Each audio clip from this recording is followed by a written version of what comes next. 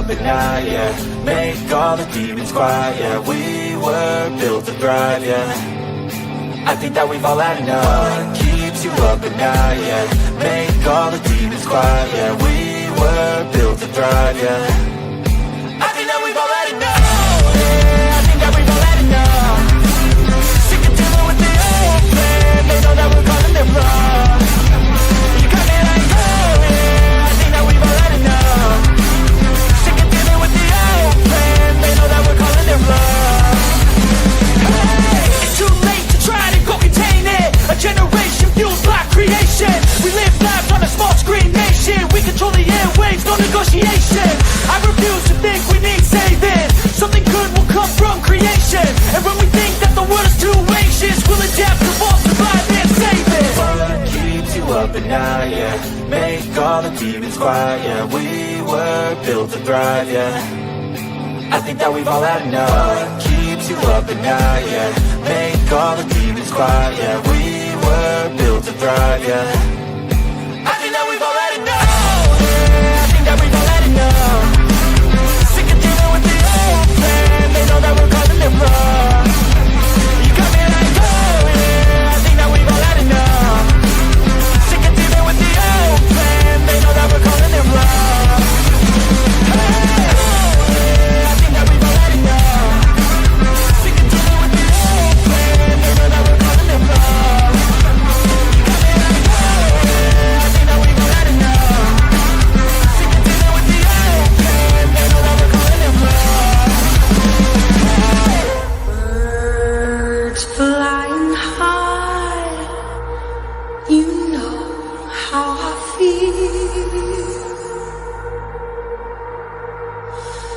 Sun in the sky, you know how I feel.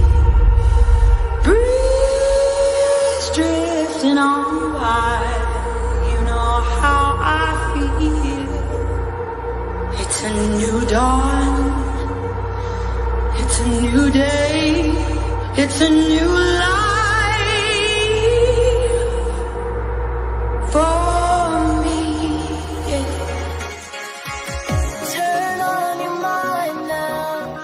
Tune into the feed. We're planting digital flowers from a single tiny seed. Yeah, power to the collective in the data and the soul. The hive mind's getting louder, finding voice and control.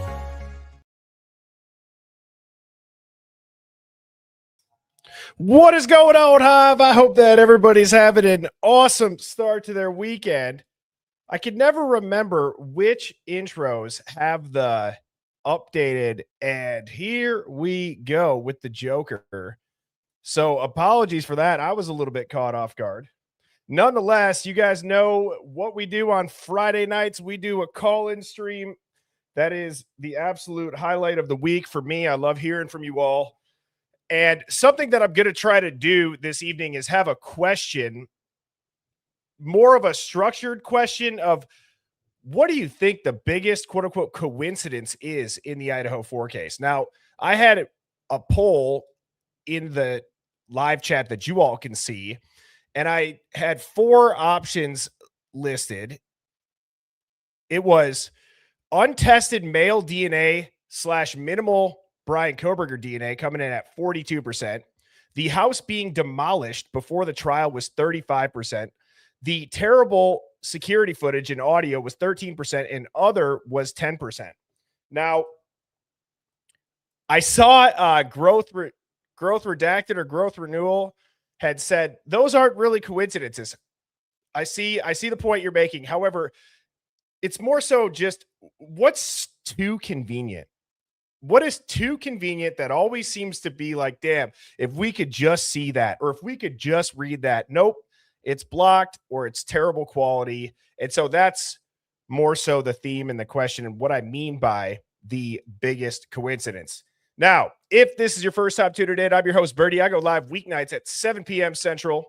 Welcome to the Hive Mind. This is a contrarian thinking live stream. We think past the headlines. We question the narrative.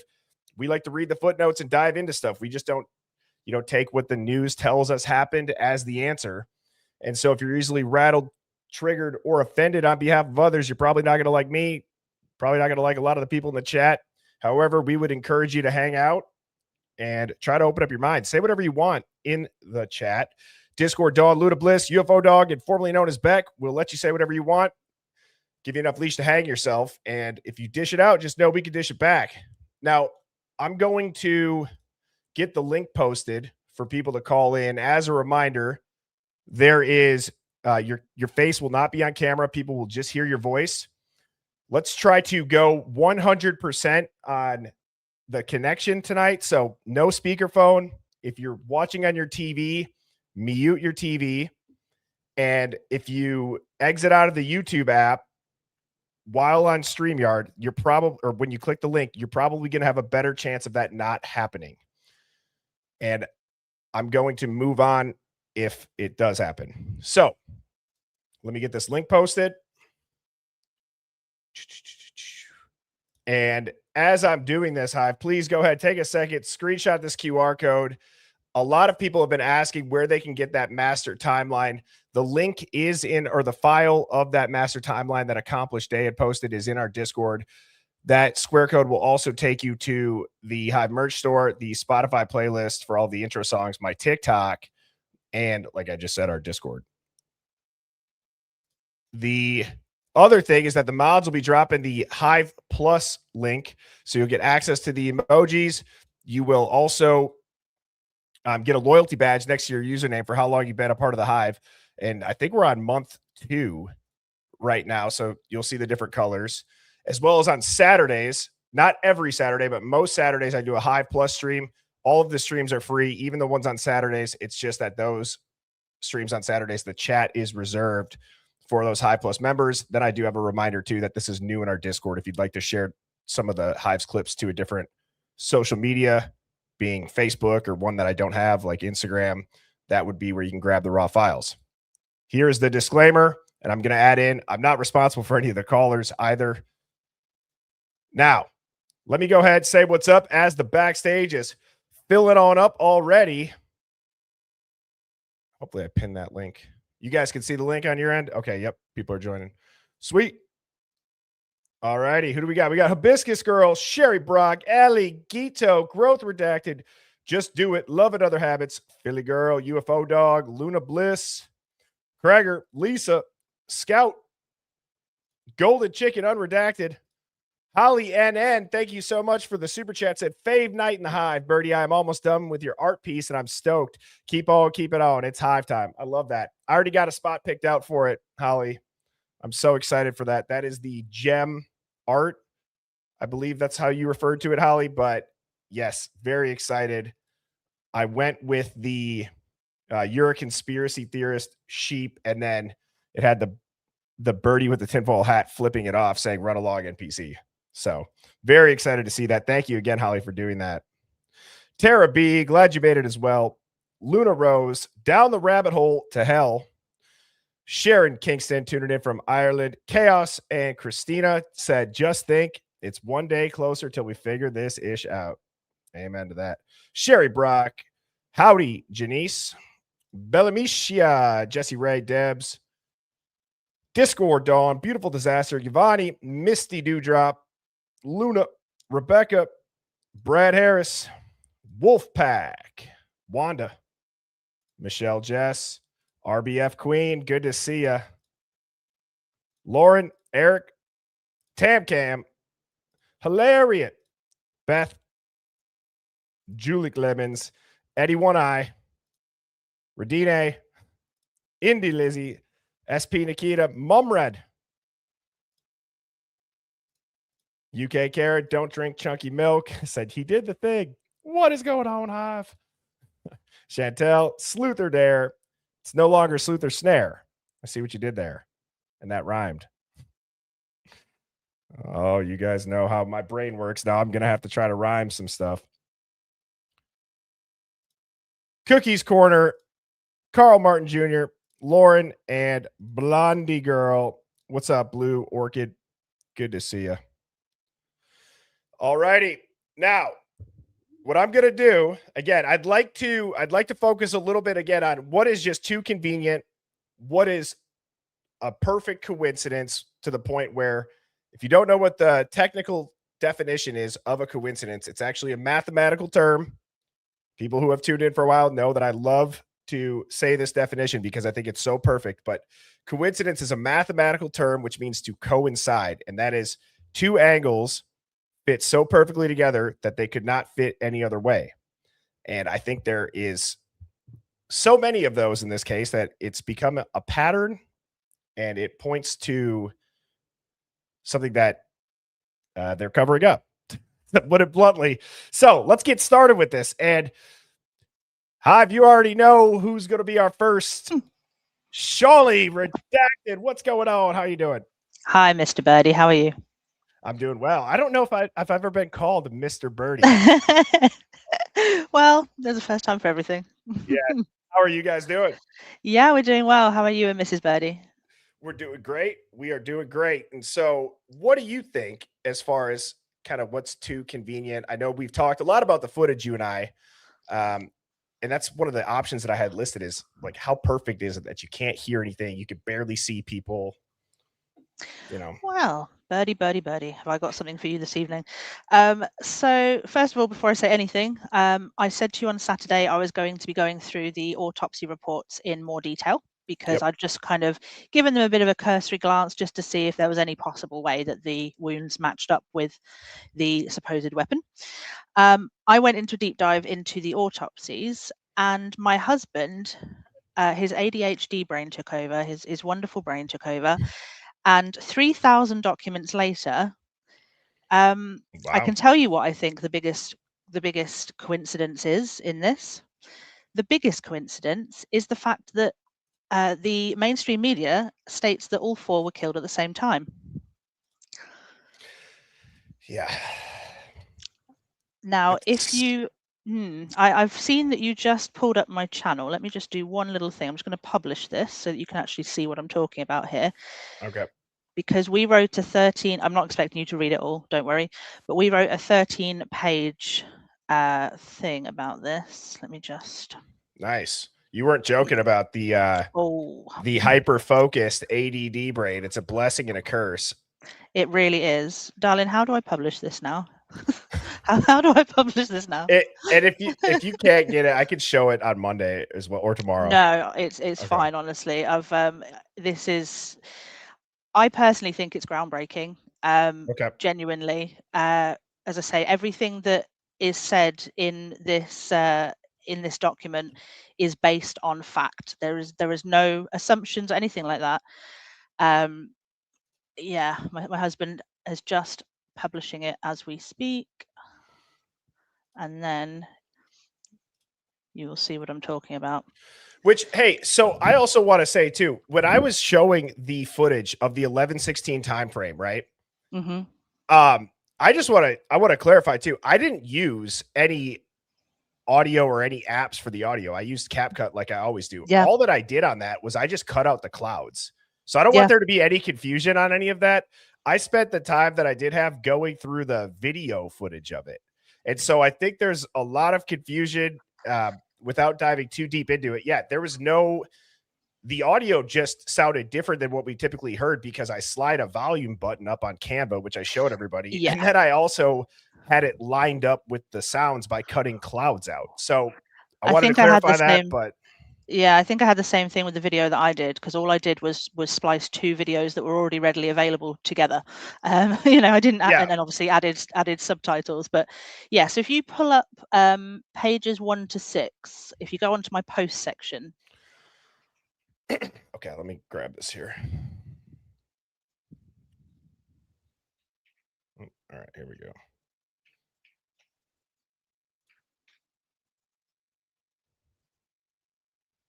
Okay. I had the cable guy out here and he was like, "Oh, you're getting like no speed. I'm surprised you're even able to stream with this." And I'm like, Oh wow. "You guys have been here twice. You've been here twice now." And I've asked this how many times? Okay. So, anyways, I won't crash out about that. No, it's So okay. you published this now. Yeah. So it's very involved, but as I say, there's 13 pages. Feel free to read the rest of them in your own time. I don't want to take up too much time on here today. But something that I picked up on and we've picked up on and put into this report is that obviously there were very, very big discrepancies in the weights of the victims. So you cannot say that all 4 victims died at the same time based on the rigger, because the rigger would hit at different times because of the different masses, the different things in their bodies. Ethan had nothing in his stomach. I'm not sure if you were aware of this. He had an empty stomach. No, was that on the last page? I'm just trying to look. So metabolic status digestion was in the late stage with 100 ml of watery fluid and 0 food or pill fragments remaining in the stomach, proving a 2 to 4 hour fasting window prior to the death. Yep. And when we started digging into things and sort of, corroborating it with scientific data and things like that, the only way that this is possible, and as I say, this is not an opinion, this is based on the scientific facts that we found, the only way that this could have happened is for Ethan to have died first, then Kaylee and Maddie, and then Xana, which completely blows everything that we've thought until now apart in my mind. It's not sure whether Xana was attacked at the same time as Ethan and then just sort of left there, and then they came back to her afterwards. But yeah, it's interesting. There's so much stuff that's come out of this that we've gone into, and as I say, we've put it all into that 13-page document. It's available for anybody to look at it. And if You anyone should has any make a questions, dude, you should make a video like narrating through it. Yeah, I did think about doing that, but I'll be You honest, I should. was a bit too excited because some of the things that we found, there's a whole documentation on there. Yeah, my husband said that. There's a whole documentation on there going over all of the different weapons that could have been involved. And let me tell you, not a single one of them is a K-bar. And as I say, this is all going off of 3,000 documents that we've gone through. And there is so much that is just mind-blowing. And another thing that we found is that the sheath wasn't the only thing that had problems with the chain of custody either. Oh, Which, interesting. yes, I'm excited to read yeah, through that. it's really interesting. It really, really is. And we've tried to make it as easy to read as possible. My husband used AI to format it into a more cohesive way of reading it. Smart. But yeah, but other than that, it's all our work. Love it. And yeah, it's honestly, I'm quite surprised at how much came out of it. Well, I am certainly excited to read it. And Shawley, I always look forward to speaking with you first. If you're backstage, that's awesome. And I hope you and your husband have a fantastic weekend. Again, everybody, if you do want to go read this, Shawley's been a part of the Hive now for a while. Were you an OG on TikTok or no? I came over just like the first when you first came over to YouTube. I didn't Okay. see you on TikTok, but I came over when you first came to YouTube. I've been here since then.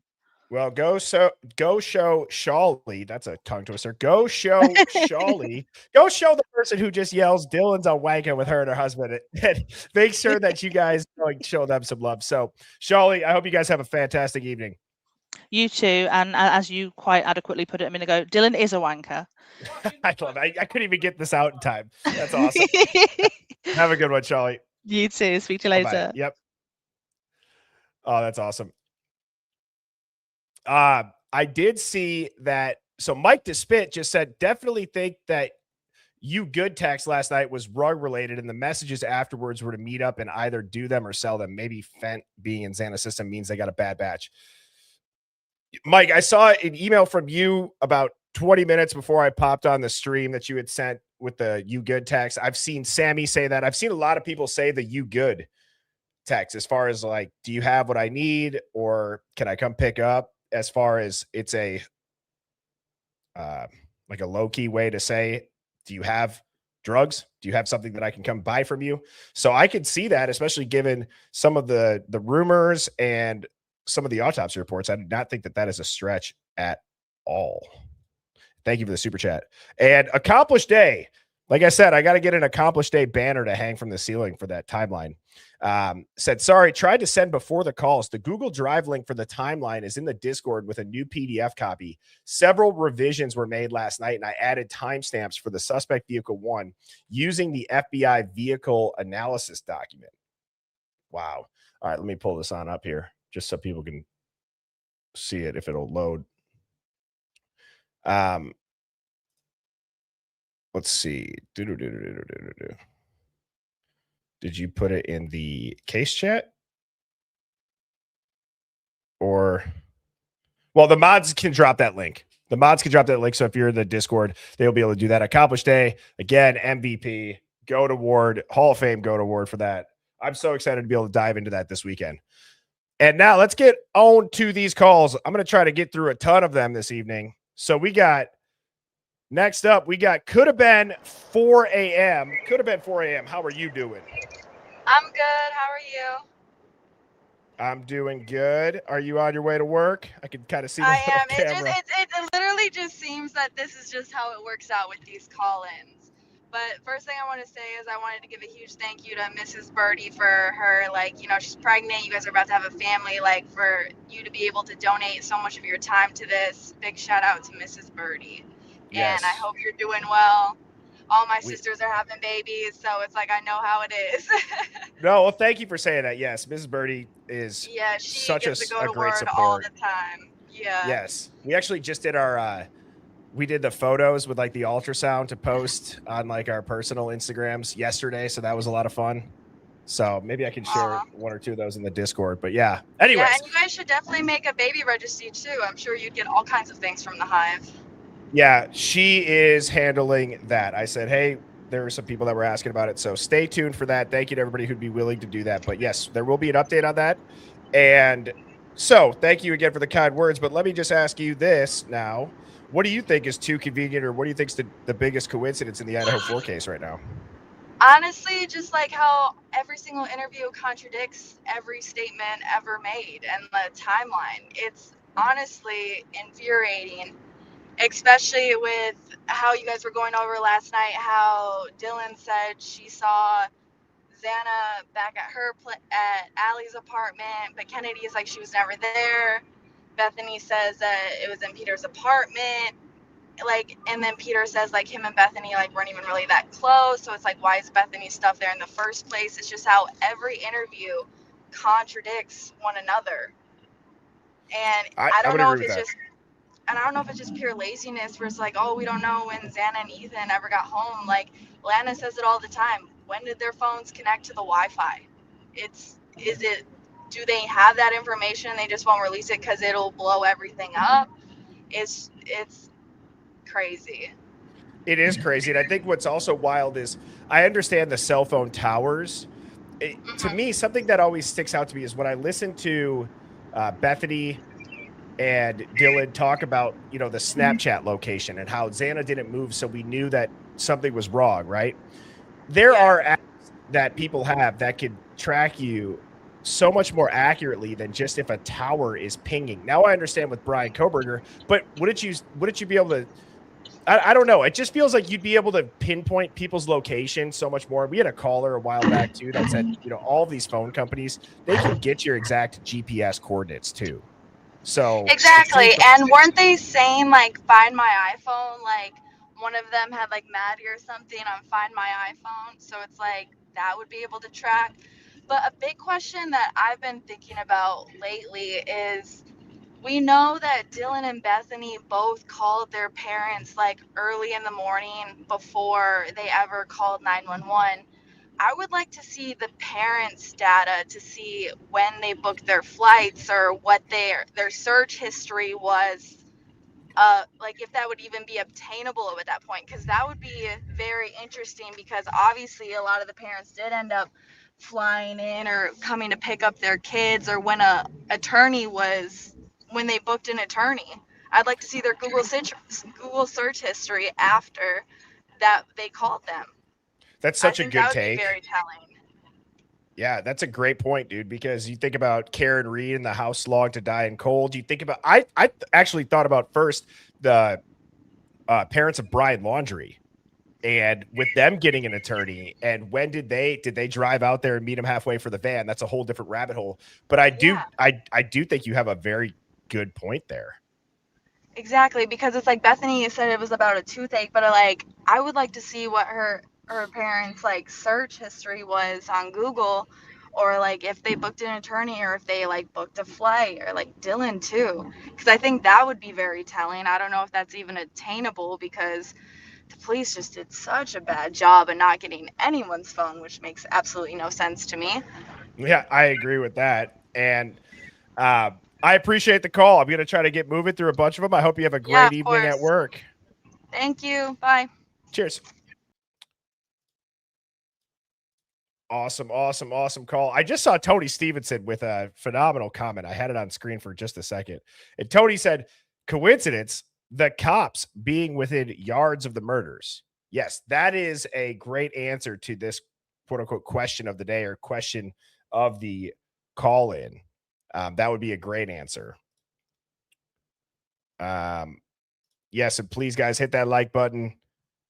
That is the best way to support the stream. Yeah, I agree, Fiji. That was a good thought. All right, here we go. We got the throwdown, and I can't see the rest of it, but how are you doing, throwdown? I'm doing good, Bertie. This is actually Matt. I was on last Friday. I was the guy with the knife sheath theory. Yeah, I remember you. Yeah, and again, thank you for what you do, man. The conversations on this show in particular are really the best in the Idaho 4 community, as far as I'm concerned. Thank you. But the biggest convenience or inconvenience to those of us that are seeking the truth in all of this, in my mind, is all the untested DNA, the hair, etc. Like I said last Friday, it's beyond incompetence. It's willful disregard of crucial evidence. And, I loved your stream earlier this week with JJ. And it really got me thinking about the possibilities that this whole thing could be part of some bigger operation. And, thinking on that kind of sent me down a rabbit hole, and it triggered a memory of mine, something that I hadn't really thought about since Koberger was arrested. And I was talking to my wife about this, and she vaguely remembers this as well. But I want to see if you or anyone else in the Hive happens to remember this as well. Okay. And I mean, bear in mind, it's been 3.5 years, so my memory of the full details may not be 100%. But I'm remembering the morning that they announced Koberger's arrest. When they announced his arrest, it was mid-morning, probably 9:30 to 10 a.m. Earlier that morning, on one of the news outlets, and I can't remember which one, it was likely either Fox News or CNN, they announced that a raid-type operation was underway, I believe they said in Arizona, relating to the Idaho murders. And they showed a picture of a blonde-haired man whose first name was James. I can't remember the last name. They gave a last name, but I can't recall what it is. And they said they were looking for a second person, but didn't name a name. And that was the one and only time I ever heard or saw that particular piece of information mentioned.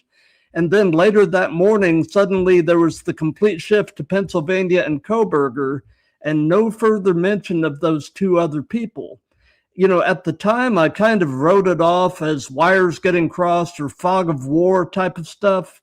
Now I'm almost wondering whether some journalist stumbled onto something they shouldn't have, initially reported it, and then the whole thing got black holed because it was potentially problematic for operational security or something else. I'm just curious if you or anybody else in the Hive remembers that. I briefly do remember that, and I remember the name James. And I remember thinking the exact same thing that you did, Matt, thinking that it was just wires getting crossed. That was actually before I was even that deep into this case. I mean, that was just what I was peripherally kind of watching, maybe posting a sporadic TikTok. I do remember hearing about that. Obviously, we know that Arizona is along that US 95 or the Pacific 90. It's on like that Pacific Northwest Highway. It goes up that way, right? Through Mexico, Arizona, up to Canada or Alaska. Can I throw something else out there to segue off you on that real quick? Please. So as I'm searching, police raid related to the Idaho murders in Arizona, James. I just did it on Google and I just did it on Yandex, that Russian search engine. And I seem to find it very odd that it's like the keywords have all of the names of the people involved in this case, though. So we have James Fry. So it's like and I know that I typed Idaho murders, but it's very hard to search anything with the word Idaho in it and not just be overly populated in the search results with the Idaho 4. Does that make sense? Like, I just feel like that's a little bit odd. Yeah.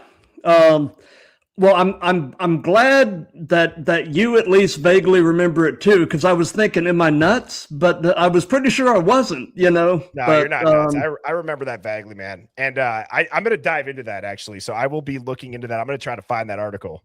A lot of people are saying, "Holy shit, Jesse James Bailey, family member, Emma Bailey."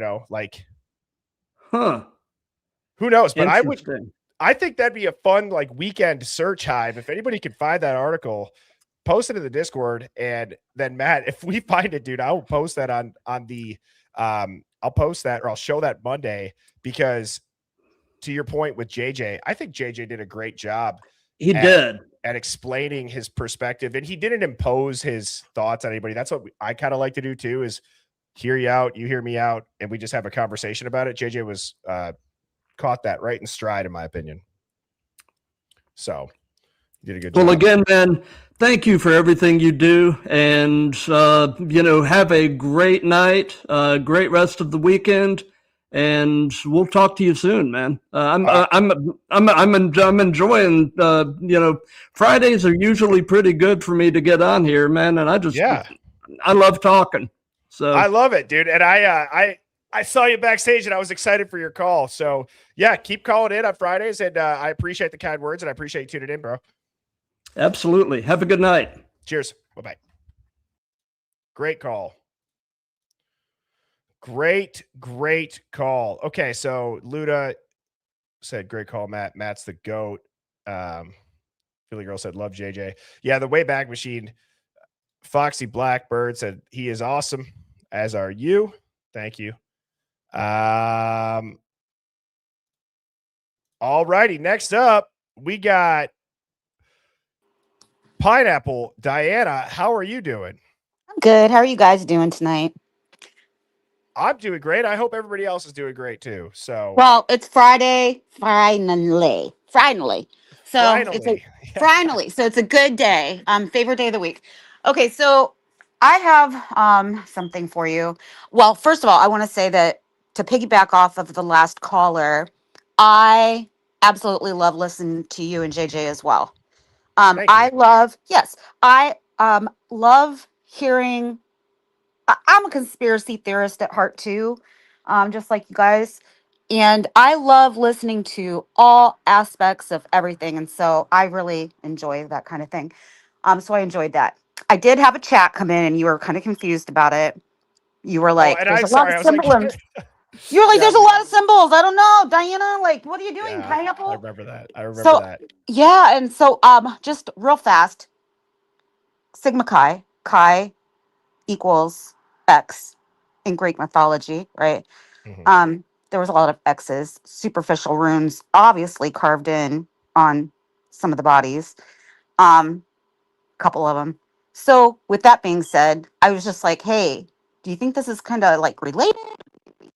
Like whatever, but moving on. So with that being said about the conspiracy theories, I love them.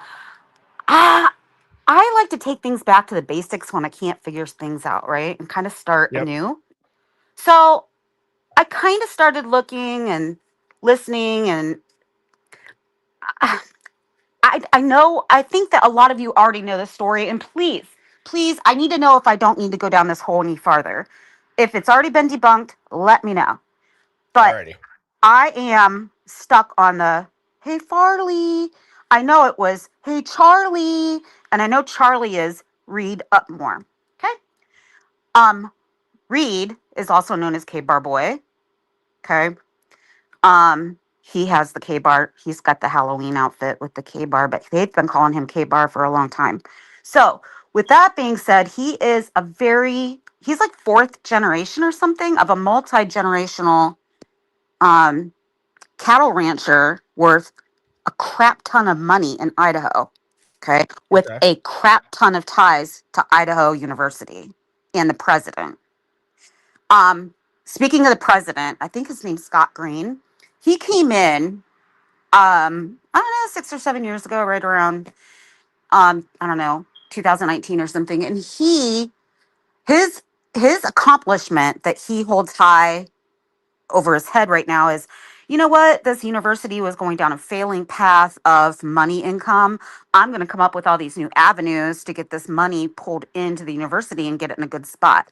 Well, all of a sudden it was in a great spot, and then this happened, right?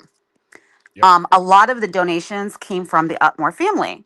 They have cattle ranches, meat butcher places, big money. Okay. Um, Reed, Charlie, he knows how to wield an axe because they have a log company. Um, he has been hands on with that family business.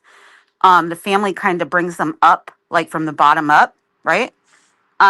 He also, they also have like a saddle company, like a leather saddle making company, where guess what they sell? K-bar sheaths. Yeah, that's a crazy coincidence. That seems like a pattern. That seems It like is a, it's a very it yeah, I right? yeah, yep. So I kind of found it like interesting just to kind of look at it. All right, so moving forward, um, okay, so this is a huge rumor. I have not been able to put it together. Okay. Mhm. Um, so if anybody has, I would love to know if I'm like just looking at something stupid, or if, uh, I don't know if I need to look at it. But supposedly a rumor is out there, and I was trying to see if there was any like relations, but without all the names, it's really hard. Um, but I'm still looking. I'm still working on it. But supposedly, the rumor has it that this Reed, Charlie, his cousins, okay, from no matter their father's name is Papa Roger. They nicknamed him, which is kind of funny. I'm not saying there's a correlation there. I'm just saying it's funny. That's Um, crazy. I That's know, actually crazy. I know. It's kind of a known thing in the family. All right, so he's got two boys, which are cousins to Charlie. Their name is Ben and Alex. Another chat I sent in, I said, look at the video company, production company out of Arizona. And you were like, I don't know. Well, I should have been more clear. Alex Beaver does, he has the production company, video and stuff out in, he makes small time movie clips out in Arizona. He was supposedly there that night filming, since there was supposedly a film crew. He supposedly left out of that parking lot right before the big diesel truck, which was supposedly driven by the two people who went in, the males, which was supposedly Charlie and the other cousin, which was the brother to Alex, Ben. Okay. Now, they also, in that logging company, they wear a specific brand of gloves. That was the exact brand left out in the yard behind. with the blood on it from the unknown male DNAs that were related. There you have 3 males that are related. Okay. Mm-hmm. They they went forward to the cops and said, yeah, we will gladly you can swab us. Go ahead. They swab them. Then there's a fire in the lab. The refrigerator goes bad and it disappears. Well, what kind of a cover up combination could you have, coincidence? That family pretty much funds that town and that university. That university president, who, by the way, his family used to own 1122, and the rental company gave 1122 back to the university where Scott Green, the president who used to own it, had control over it and had it demolished. Okay, just a side note. Mm-hmm. All right, That's so crazy. yeah, he lives on his big thing that he lives on with that university is the money and the college recruits that he has coming in. The attraction for people to put their kids in. Now, all these parents are alumni, okay? And I don't think that all these kids had, I don't think all these kids had like interviews that didn't align up because they're bred to not line up. I think that they are bred in that community to not think twice about just not being accurate. I don't think it's like something intentional. I don't think they were involved. Everybody was involved. I think maybe a couple of them knew, but I don't think that they were all involved. I think they just know to shut the hell up because they're bred that way in that community through parents and grandparents, multi generations. Yeah, I'm following you. You know what I was thinking as you were saying that too is just, well, that's just a lot of coincidences. Honestly, like I'm gonna have to re-listen to that too when you say it because that's a lot. You know what I mean? Like you just rattled out a lot there, and the connections and the money and the power, as we've said, and many people have said, you need that in a cover up, especially in a smaller town like Moscow, because if they weren't okay with it, they have enough influence to raise hell about it. And it seems like whoever the powerful people out there are have given this quote unquote cover up, this whatever it is, their blessing to keep it under wraps. And it seems like there was a risk that was weighed of, all right, well, we'd rather have it look like this and have people talking about how corrupt everything is. And they gave the blessing on covering up what really happened. And so I think that's crazy. That's a lot of digging. That's a ton of digging you just did. Wow.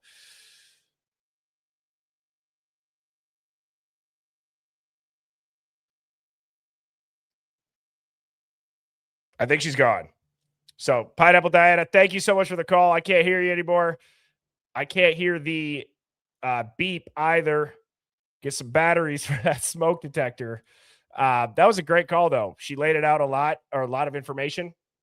And for me, when it comes to names, I just need to listen to it again. You know what I mean? I've heard a lot about that Alex and the film and that he was potentially there, the white diesel truck, but a lot of that other stuff outside of, the Charlie, the Farley, I knew the nicknames, I knew the debate on that, but some of the other stuff and the connections, I had no idea. But very, very interesting. Now, next up, oh yes, I'm excited for this caller here. We got Dead Men Awake. How are you doing? I'm good, brother. How's it going? It's going. It's going. Man, I'll tell you what. I showed my wife your call and I said, you want to hear something crazy?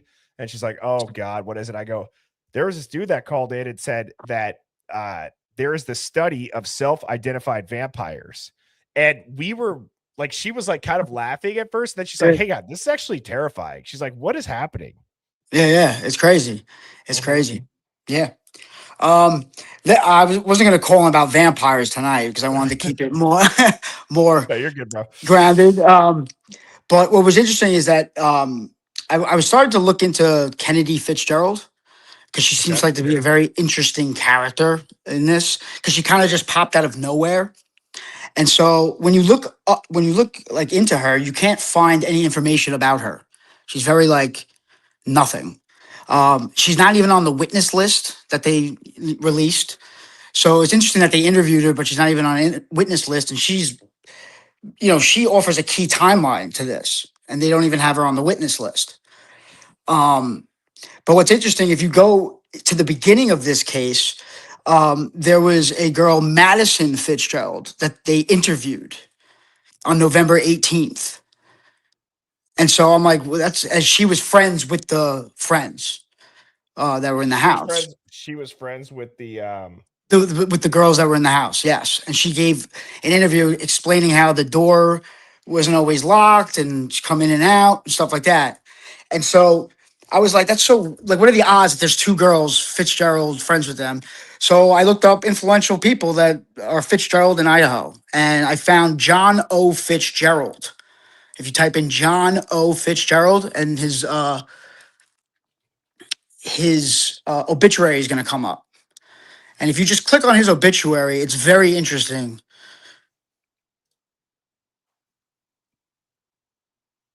This the right one? Yep. John O. Fitzgerald, born in 1939, passed away in 2021, from Boise, Idaho. Was born on July 18th. Oh, I guess I don't need to read all that. No, yeah. You can see what he does for. He was a high profile lawyer, essentially. And if you scroll all the way down, and he's a Delta. Yeah, he was big in frats, and he was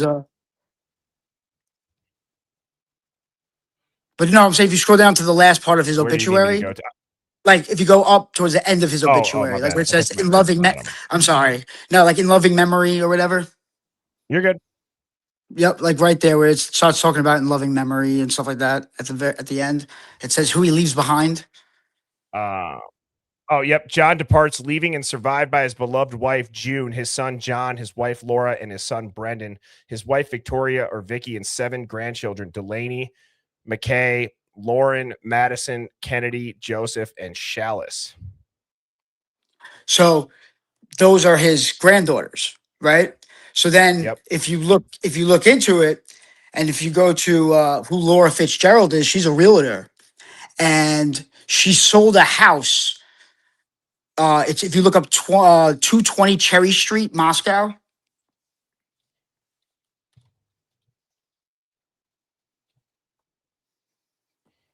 Okay, and if you look into it, you click on homes or whatever, it'll say who sold it last, and it was Lauren Fitzgerald's realtor. Yep, that's the house. And Lauren Fitzgerald was the realtor who sold it, and she sold it to John O. Fitzgerald. And if you look at the last date it was sold, it was August 22nd, or I think it's somewhere in August. Yeah, it was listed on the 27th of June, 2022. Does it say where it was sold? Yeah, it was only on the market for 8. Okay, so anyway, sorry. Right. Yeah, if you go up, right here. Yep. Yeah. Yep. So on August of 2022, which would be a few months before the murders. Yep. Okay. And so now, if you remember, Kennedy's explaining that she was at her friend Allie's apartment. Okay. And that she's walking from Taylor Lane. So she's walking on Taylor Lane home. And if you GPS from 1122 to Cherry Street, Moscow, I think there's no doubt that this is her house because Laura is her mother.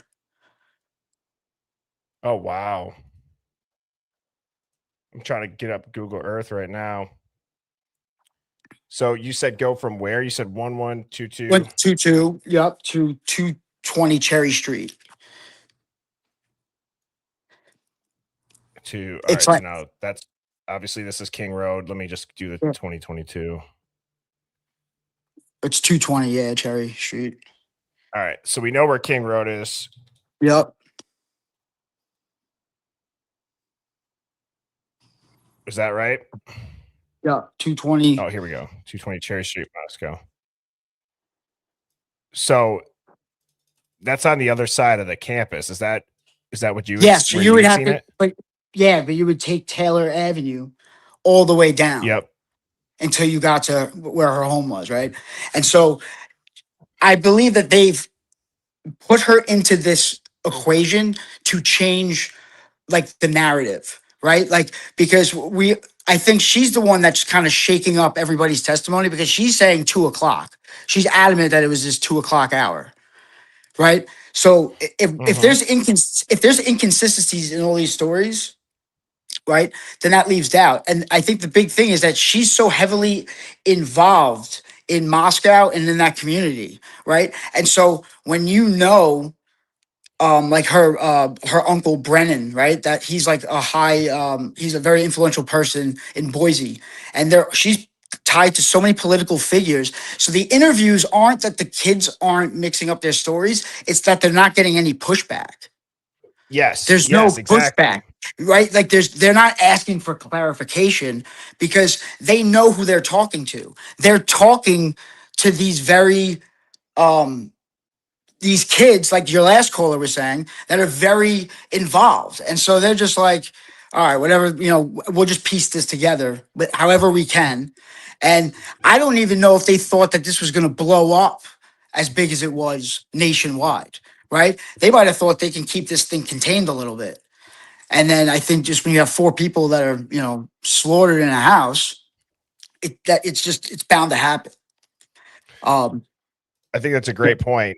The not expecting it to blow up is, I mean, that's a great take. They kind of did it to themselves with the lack of transparency. I mean, it had every single dynamic of a case going nationwide from the jump, and they handled it just about as bad as you could have, or textbook on how you could have to get it to have a bunch of fuel added to the fire.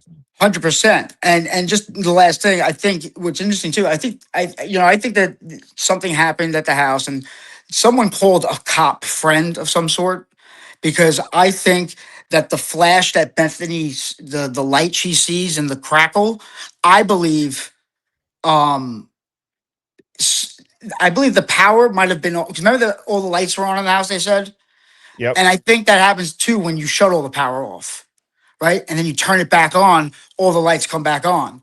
So I think they had shut the power off. Something was going on. They call their cop friend that comes to the house, and what a lot of times they do is they light a flare because that illuminates the whole room. And a flashlight only gives you a little perspective. And so that would illuminate like an orange, reddish hue. Right. And that would also make that crackling noise.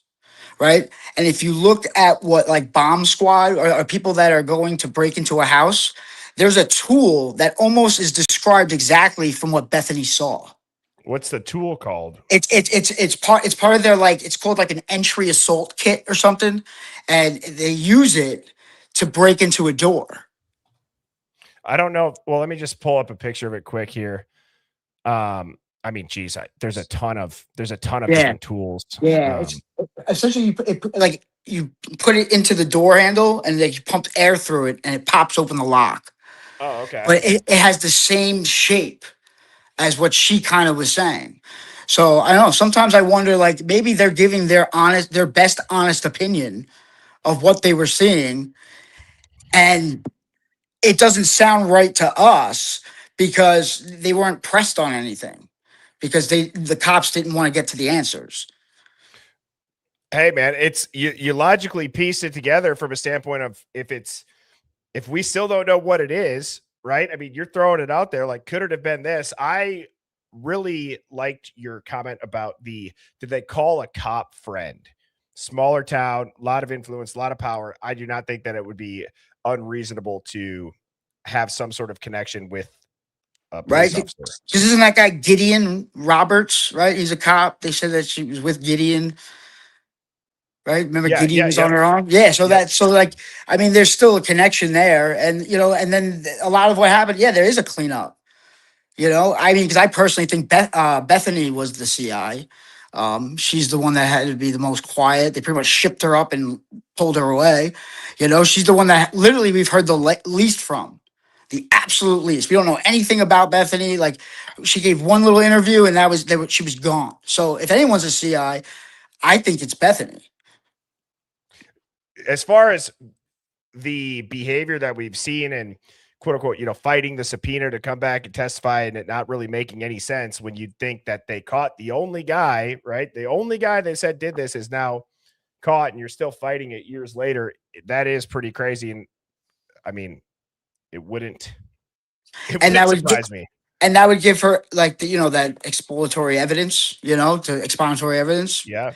If she's a CI and she has information about maybe something else, but I don't know. I thought it was interesting. That is interesting, bro. And as always, great to hear from you. I hope you have a fantastic evening. Dead Men Awake. You too, brother. Cheers. Awesome call so far. Okay, next up we got Mallory. Let's try again. How are you doing? All right. How are you? I'm doing good. I saw your comment earlier. I texted the mods. We did not see an email from you when you had left that comment. Oh, I sent 2. Well, I'll figure it out later. Okay. But I also assumed that you probably get hundreds of emails a day, and so maybe I should just relax. Well, no, just and when it's something like that too, maybe just I don't know, subject line all caps, something. Okay. But yeah. But I made the mistake of reading comments, and even though at first I was being maybe sensitive, also I know I can't hear people's tone, and it also led me to bigger and better stuff. So I wanted to first clarify. Are you talking about from your last call? You went and you read comments on the episode? Yes. Okay. That's a first. You can't do that. I've learned. Right. I've learned. Right? You gotta just. And I knew better, but so in reference to my mom, previously working for ISP,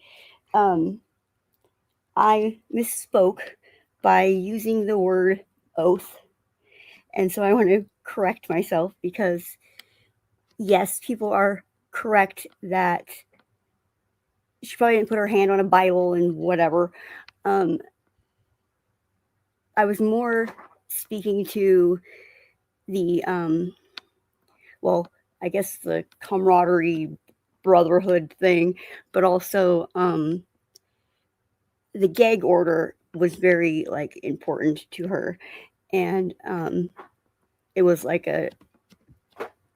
even your if mom was following the rules. She was following the rules. If you asked her question, she would just stare at me. Right. And I'm like, blink twice if there's DNA. Yeah. Yes.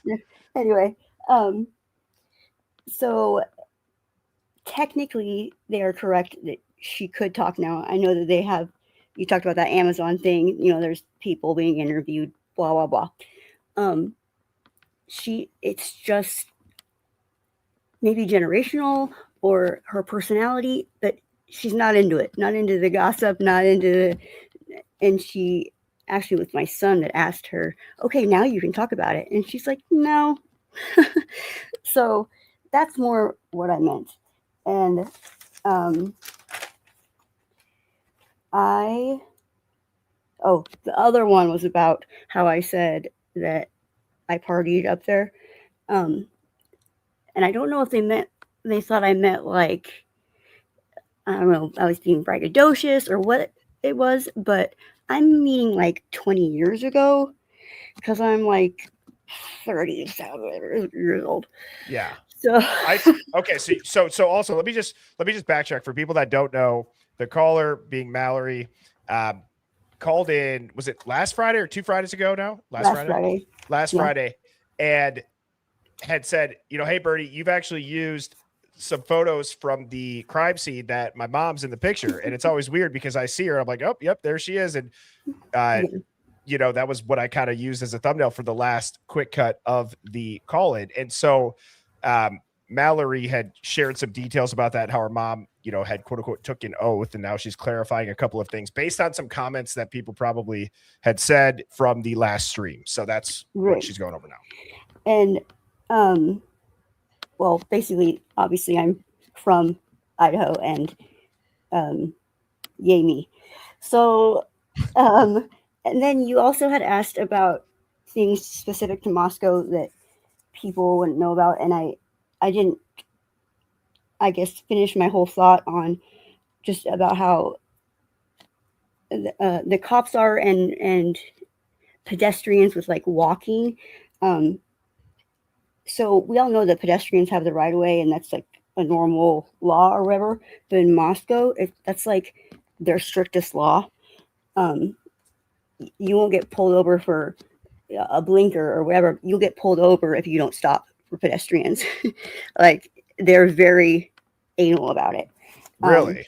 I mean, yes. you look at Brian Koberger too. He parked in the middle of a side or a crosswalk in. Was that in Idaho where that was, or was that technically? It might have been on the line when he was on that highway. Yeah. But yes, exactly. So he was blocking pedestrians' ability or whatever. Like that sounds about right. And yeah, there's anyway. That was what I didn't get to. But someone had asked about Bill Thompson, and funny thing is he was actually at her retirement party. And at the time, I still thought we were all on the same team. And I was like, yay, we have an arrest. I was still on that side. And so I kind of felt like I was with somebody famous. Like, so you were originally under the impression Brian Koberger was guilty. Oh yeah, I was like, yay, we did it. Like I didn't start. Well, okay, I am the like black sheep in my family. I've always been the one to, push the envelope or whatever. That's who I am. But I didn't really start to see it until I was watching Jules and the cop interview with Dylan when he said, "And is there anything specific you noticed about his eyes?" And she said, "No." And I said, "Oh my God, that has been shoved down our throats for years now." And she said, "No." Like, no bushy eyebrows. Don't know what that is. I agree. And Brett Payne said he looked at a picture of Brian Koberger's license as like a reference to that. It's wild. So it's almost like they're like setting us up for this is how we framed him. So yeah, that's what dug me in at first. So yeah, Bill Thompson. This led me to maybe a hypothesis, or I don't know. I just thought of a few different things, and I'm trying not to take too long. But Dylan and Bethany don't have jobs, so how do they pay their rent? Is it their well-off parents? I don't know. But then I thought to myself, Santa, Kaylee, and Maddie all had jobs. They were all killed. Now, I don't know about Ethan, but he also doesn't live there. So, true. Okay. True. So then... That's a coincidence for sure. Right. Coincidence. Well, and I didn't answer that question because I was the same as the other person who thought to myself, I don't know if coincidence is what I would call that, but when you said... Yeah, just kind of like, oh, how convenient kind of convenient. Things. Convenient is, yes. Like Haley's phone. How convenient that we can't get into it. Right. So my next note was about how the towers. Does everyone know that there's only 2 towers, cell phone towers in Moscow in 2022? There was only 2 3. In 2022? Or yeah, I was going to say, I've heard 3. Right. I think it's Lana's most recent. They said 3. But either way, that's crazy to think that would pinpoint anything for, saying that, oh, Brian was outside their house. Oh, so was 7,000 other people. Yeah. Oh, Bill Thompson's words too. Heavily populated, right. Or mostly college related or college age students or whatever he said. Right. Because he kind of backpedaled at the end there when he got what he wanted. And it was like, oh, I'll admit, cool, good for you. So then I was thinking about the frats, and they're like, well, okay, about the game, actually, because the game has still got me. The Psycho Killer game? Yes. That freaking call, man, I'll tell you. Yeah.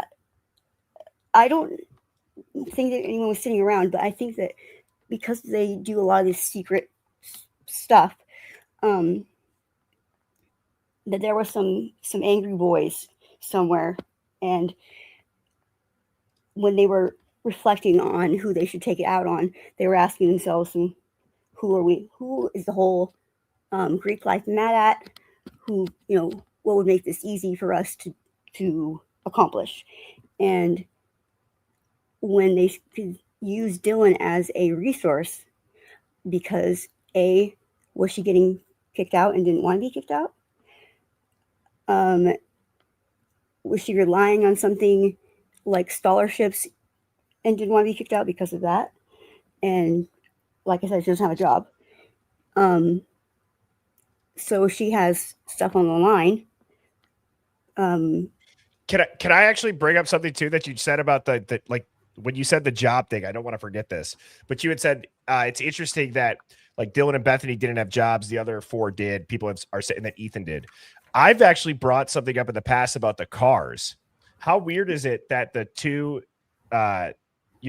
so all of the people that were killed had their cars in the driveway, and the 2 surviving roommates didn't. And actually, there was enough room for Ethan and one of Ethan's siblings' car. So there's 6 cars in the driveway.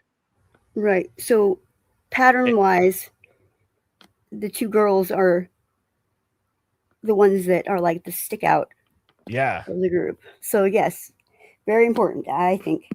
And so tying that theory together with when I'm talking about Bill Thompson, so I don't know if anybody else was mind blown about hearing in a 35 to 40 year career, he never had a loss. I'm like, what?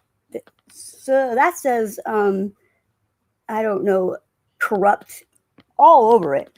Because, I mean, even Robert Kardashian has lost a case. Like, every lawyer has lost a case. Like, what does that mean? So looking a little bit deeper, I saw that he's only gone to trial like 6 times and everything else was pled out. Yeah. And I'm like, and I don't know if these numbers are like perfectly accurate, but something like that. He did trial very often in a 35-year career, whatever it was. Right. So if he's known for being like the plea guy, I'm like, okay, so let's go back to the CI thing. Does everyone know what a CI is and how you become a CI? Well, you take a deal. You probably went to college and effed up and you're in a cell alone, and no, they don't call mommy because you're an adult. And then the next day you meet with the prosecutor or whatever, and they're like, so got yourself into some trouble. Would you like to be out of trouble? And they plant the seed for, this is how we can help each other, but it's a secret kind of a thing. So like, I did look up in the repository to see if Dylan had anything on her record, which they probably would have. They would have scrubbed that most likely. Yeah, I was curious, but I doubt she has a smoking charge. Oh. But yeah. So because I'm going to lean towards Dylan for this. Could have been the other one, but yeah. So that's where I give weight to the CI thing, because in order to not be a CI, if you want to, get that out of your life, you have to give them somebody, give them your dealer, give them your whatever it is, give them a reason to leave you alone. Yep. So if that was what she was doing, that also pissed off some people. That was like, okay, you help us kill these girls we don't like, and then we won't kill you, or I don't know. Or maybe she went and got them and said, hey, I don't like my roommates. I don't know. That seems a bit extreme. But girls are mean.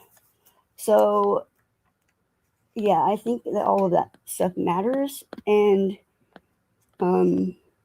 can I ask you one question quick, and then I'm going to wrap this up. So, okay, one of the things that I saw in the comments, not necessarily negative or positive, is just kind of a comment is how I would describe it, was people are like, okay, well, she's not saying anything. Like, she's not giving us anything. Like, I guess, how would you respond to that? Because my thought is like, okay, you're calling in, you're saying that your mom was there, you're pointing out the picture, you're saying, Bill Thompson retirement party.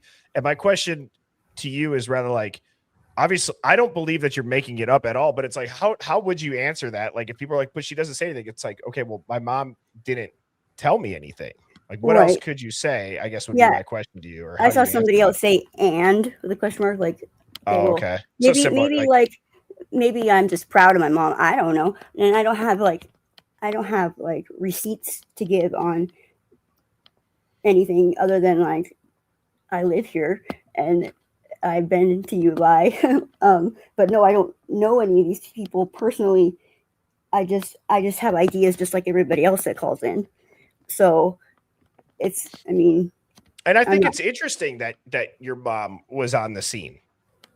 Like from somebody who doesn't live out there, somebody who dives into this case deeply. I mean, I think most people in here would agree that even if you were to just like even if you didn't theorize and you didn't try to connect your own dots, right? I mean, it's very interesting to think that there's somebody that watches this whose mother was standing there by Gunderson.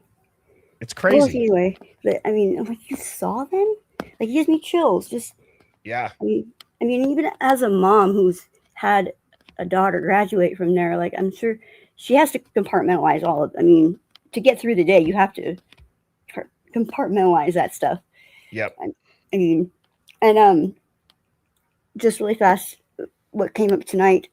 Someone said, or was it about oh, it was Pineapple about the everything being good with the money and good standing, and then it wasn't because of this or whatever that happened. There is a comment from on the body cam of the cops conversating. They said, "Oh, it was everything was going good with I don't remember if it was attendance or whatever people. What is it called when you sign up? Recruitment, whatever." And and now this happens. Kind of made a comment related to that and the body cam. So there's some receipts for Pineapple. And and then the vampire guy, I think it was that brought up about Albertsons. That is a fact. He was correct about the Albertsons family in Idaho. But never seen a vampire, never known a vampire, and Pocatello is like 8 hours away. So whatever. That's hilarious. Oh, well, thank you so much, Valerie, for the call. I hope you have a fantastic weekend. Stay out of the comments. It doesn't do you your mental health. I will. All right. You have a good night. Yep. Cheers. Bye. All righty. Next on up, we got the Jessica Carrot. I can't see the rest of it. Sorry about that. Okay, the first time you ever said it, you said it correctly. It's Caratelli. Caratelli. That's right. Yes. Right. All right. So my coincidence isn't as involved as some of the other ones, but mine is the memorial service when Hunter Johnson speaks, and he talks about the fact that they sang country music at the top of their lungs, and that 17. Ethan unfortunately got the last 17, or he got the last 17 holes on Ethan, which was the exact number of wounds that Ethan had. That is wild. Wait, say that again. What? Okay, at the memorial service when Hunter Johnson speaks, when he does his speech for Ethan, he says two things that is really wild. One is that him and Ethan love to scream country music songs at the top of their lungs, which we know they do in the footage. There's people screaming, "Take me home, country roads." Yep. So that was bizarre, number one. The number two thing he says is about golfing, that that they love to golf together. And he tells the story about the one time they went golfing together and they were betting, and they get to the first hole and Ethan spanks them on the first hole. And then, there's 18 holes. So the next 17, he says, unfortunately for Ethan, I got the last 17, which is the exact number of stab wounds that Ethan had. Holy shiitake mushrooms. That is not a coincidence. That is just, I'm sorry, that is just way too crazy. How did you catch that? That's crazy. And I actually went back and rewatched it. Like I caught it the first time or two that I saw it, but I went back and rewatched it again the other night, and it is so creepy. Do you know the Like, and he timestamp? laughs. He laughs. No, it's at the memorial service. No, I know. The But do you know, like, so if I pull up the video, would we be able to see that right now? Yeah. yeah. Yeah. But do you know the timestamp? Can you It's find okay it? if not. So it'd be the Idaho 4 Memorial Yeah, just Service. type in Idaho 4 Memorial Service, and it's probably about halfway through, I would think, because it's It's when after. Hunter's talking, or Yes, it's his whole memorial speech is about the fact that they love to scream country music, and that unfortunately for Ethan, he got the last 17. all right, I have this up still because There it is. I thought it was so odd that he had said something about owing money. I didn't catch the Yes, that's at 17 the part end. thing. Yes, Okay. that's bizarre too. But yes, the 17 part, and that's the exact number of stab wounds. That is not a coincidence. That is bizarre. As Holy hell. No, that is bizarre. Thank you for telling us that. Hive, I'm gonna, for anybody that's backstage, this is only gonna probably take a couple minutes, but I want to watch that. Type of 1 in the chat if you want to see what Jessica's talking about, because I certainly do. I'd only caught the owing Ethan money thing, and my comment on that was, I understand your buddies and your boys, but I think there's a little bit of self-awareness given the situation that he was just stabbed to death and all of his friends, family, and the entire world's watching and joking or not. I don't know. To me, people have their opinion on it, but but he also laughs though. Like he laughs, and it's just, and the country, and the thing about screaming country music is bizarre too. I agree with that. I'm gonna when I put you backstage, I'm gonna watch this and yeah, thank you for that. You're Wow. That is welcome. a hell of a coincidence. I hope you have an awesome rest of your night. You too. Thanks, Jessica. Bye-bye. Have a good weekend. Bye. Bye. Holy hell. I have never picked up on that. Okay, so let me go ahead and get this full screen here. I'll turn on this. Oh, they're not available. Ethan became best friends over the last year and a half. We spent at the U of I.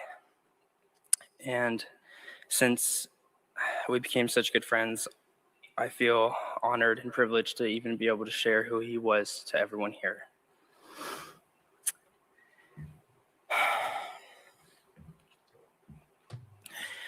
I met Ethan during Fall Rush of last year. And if you don't know what Rush looks like for fraternity guys, it's you're coming in as a freshman and you're walking to 10 different fraternity houses and talking to 100 different guys, trying to understand all of them and see if you fit in with them. And I remember.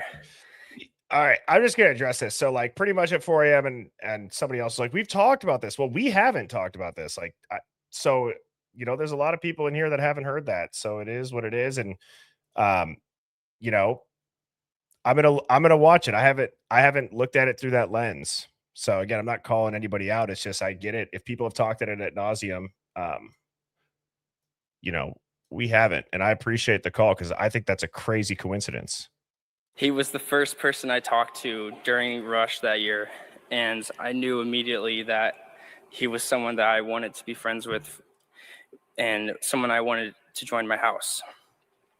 My first impression of Ethan was some tall, goofy kid that, you know, looked athletic, and he was, because we played a lot of basketball during that time. Unfortunately, the basketball wasn't enough to convince him to join my house. So he ended up going to Sigma Chi, but that didn't mean we weren't going to be friends forever. So one thing he told me, because he told me he was going to join Sigma Chi, he said, if I do that, you better not block me and ghost me on anything. And I couldn't believe he said that, because I just knew I wanted to be friends with him for a long time.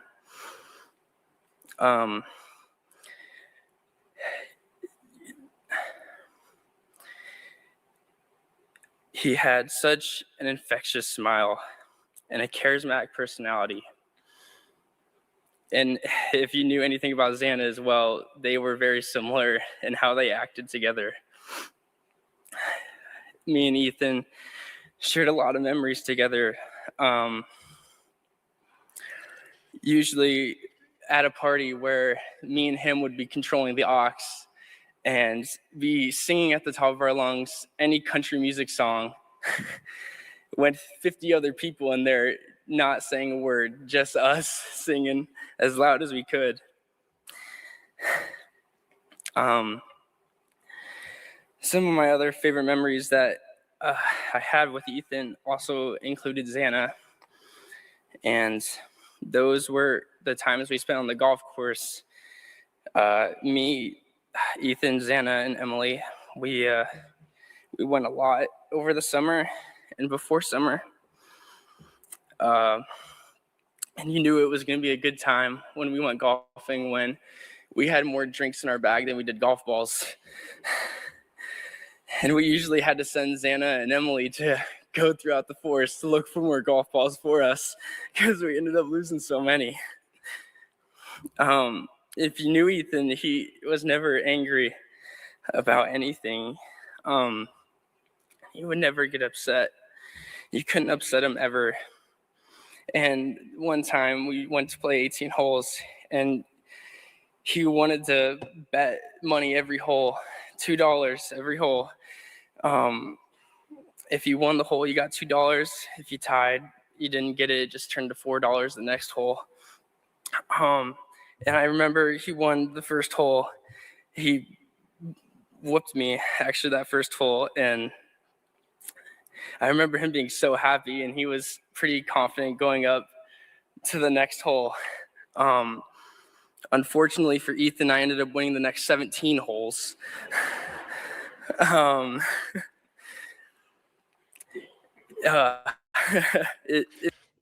don't know. I mean, look, I don't want to be rude to anybody that's talking, about their friend that passed. There's something about his eyes. Does that make sense? Does anybody else feel that? I feel like looking at him, there's something about his eyes that's almost giving me this 1,000-yard stare energy. Like he has just seen something so traumatic, and he's just like, kind of just got like that half smile. I don't want to say psycho because I feel like that would be a little bit tough. I don't know, but it just seems like, yeah, crazy eyes. Crazy eyes. All righty. Thank you to Jessica for that. And again, I had never, I guess, obviously we've watched that. I guess I've never put that together. So thank you for sharing that. All right. We got Sherry Brock. Sherry, great to hear from you. How are you doing? I'm doing good. Can you hear me, Birdie? We got you loud and clear. Hive, don't get mad at me. Okay. But listen. Okay. When I was like, okay, you want to go down a rabbit hole? Go to a Jennifer Bailey in Pineville, Kentucky. She got killed in the 80s. She was walking in the park and she got killed. Okay. My half brother, had just got out of the army. Okay. He had to hitchhike from Lexington to where my mom's was. Okay. And he got in a fight with two guys that was in the park. Okay. It relates because the FBI come and talked to me and my mom and my brother, and they separated every one of us. So with them girls not being separated, there was something up right there. I agree with that. That's, again, so first of all, that's crazy. Was that case solved, Sherry? No, it's never been solved. 21-year-old Jennifer Bailey was well, that's crazy. It says recording purports to reveal confessed killer on 34th anniversary of Jennifer Lynn Bailey's death. Apparently there was a recent recording and multiple news clips regarding the death of Jennifer. The recording was of 3 individuals that were involved in an inmate who'd been held at the same facility as an individual who confessed to killing Jennifer. It was when she was jogging near the Pine Mountain State Park. Her body was found in a wooded area. Yeah, but I was like 12 years old. when the Oh, are you there? FBI knocked on my door, and they separated me, my mom, my brother, anybody that was in the house. But I just remember it being me, my mom, and my brother. But Hunter Johnson, that grief is killing him, Birdie. He's going to wind up. It certainly. Talking. It's. Do you think that when they didn't separate them, that's because do you have a gut feeling that maybe the questioning was already done? I still think that there's something to Gideon being written on Dylan's arm. I don't want to say like technically you could say mass casualty event, but I think something like a trauma response, like almost proof, like, hey, it's confirmation of I was there. I wrote my name on her arm. Do you know what I'm saying? Yep. Like I could just see something like that going down. Yep. And I think Bethany's just scared, to even say anything. But I think Dylan was involved, definitely. It's interesting to think that they, when you say involved, are you meaning like in the actual killings? I do. I think that Dylan was. It's just so crazy to me that that's just brushed over right away, counted out. So does that mean that we're wrong? I'm serious, because I think, and I'm not saying that I agree or disagree with that. I've always fallen back on this, and I've been open about it. I said, I get maybe clearing somebody too quickly, but then to never circle back, even given what we've seen today, it's like, how do you just let that go then forever? Yep. Exactly. Unless but I think she's a CI too. Yep, that's true. But I think the guilt's going to kill Hunter. He looks so different. I don't think that he was really involved, but I think he knows exactly what happened. I think they absolutely know what happened, and I think that a lot more people were there. Yep, a lot more people, and a lot more people know what went down and what was going to go down. When do you think? Okay, so I'll ask you this then. When do you believe that the truth in this case, if we ever get it, do you think it's going to come out sooner rather than later? Or do you think if we get it, it's going to be the classic, the average length of people being exonerated from a false DNA or something? What was it? 11 years, 12 years? When do you think we're going to get it? I'd say about around 2030, maybe. 2030, 4 more years? Yep. Oh, man. I hope it's sooner than that, Sherry. I can tell you that much. I do too. Well, I appreciate the call, Sherry. I hope you have a fantastic evening. You too. Love you, Birdie. Love you, Miss Birdie. I love you too, Sherry. Cheers. Bye. We got the best caller. All righty. Okay, we got Beck's Tats up next. Mrs. B, how are you doing? You're on mute.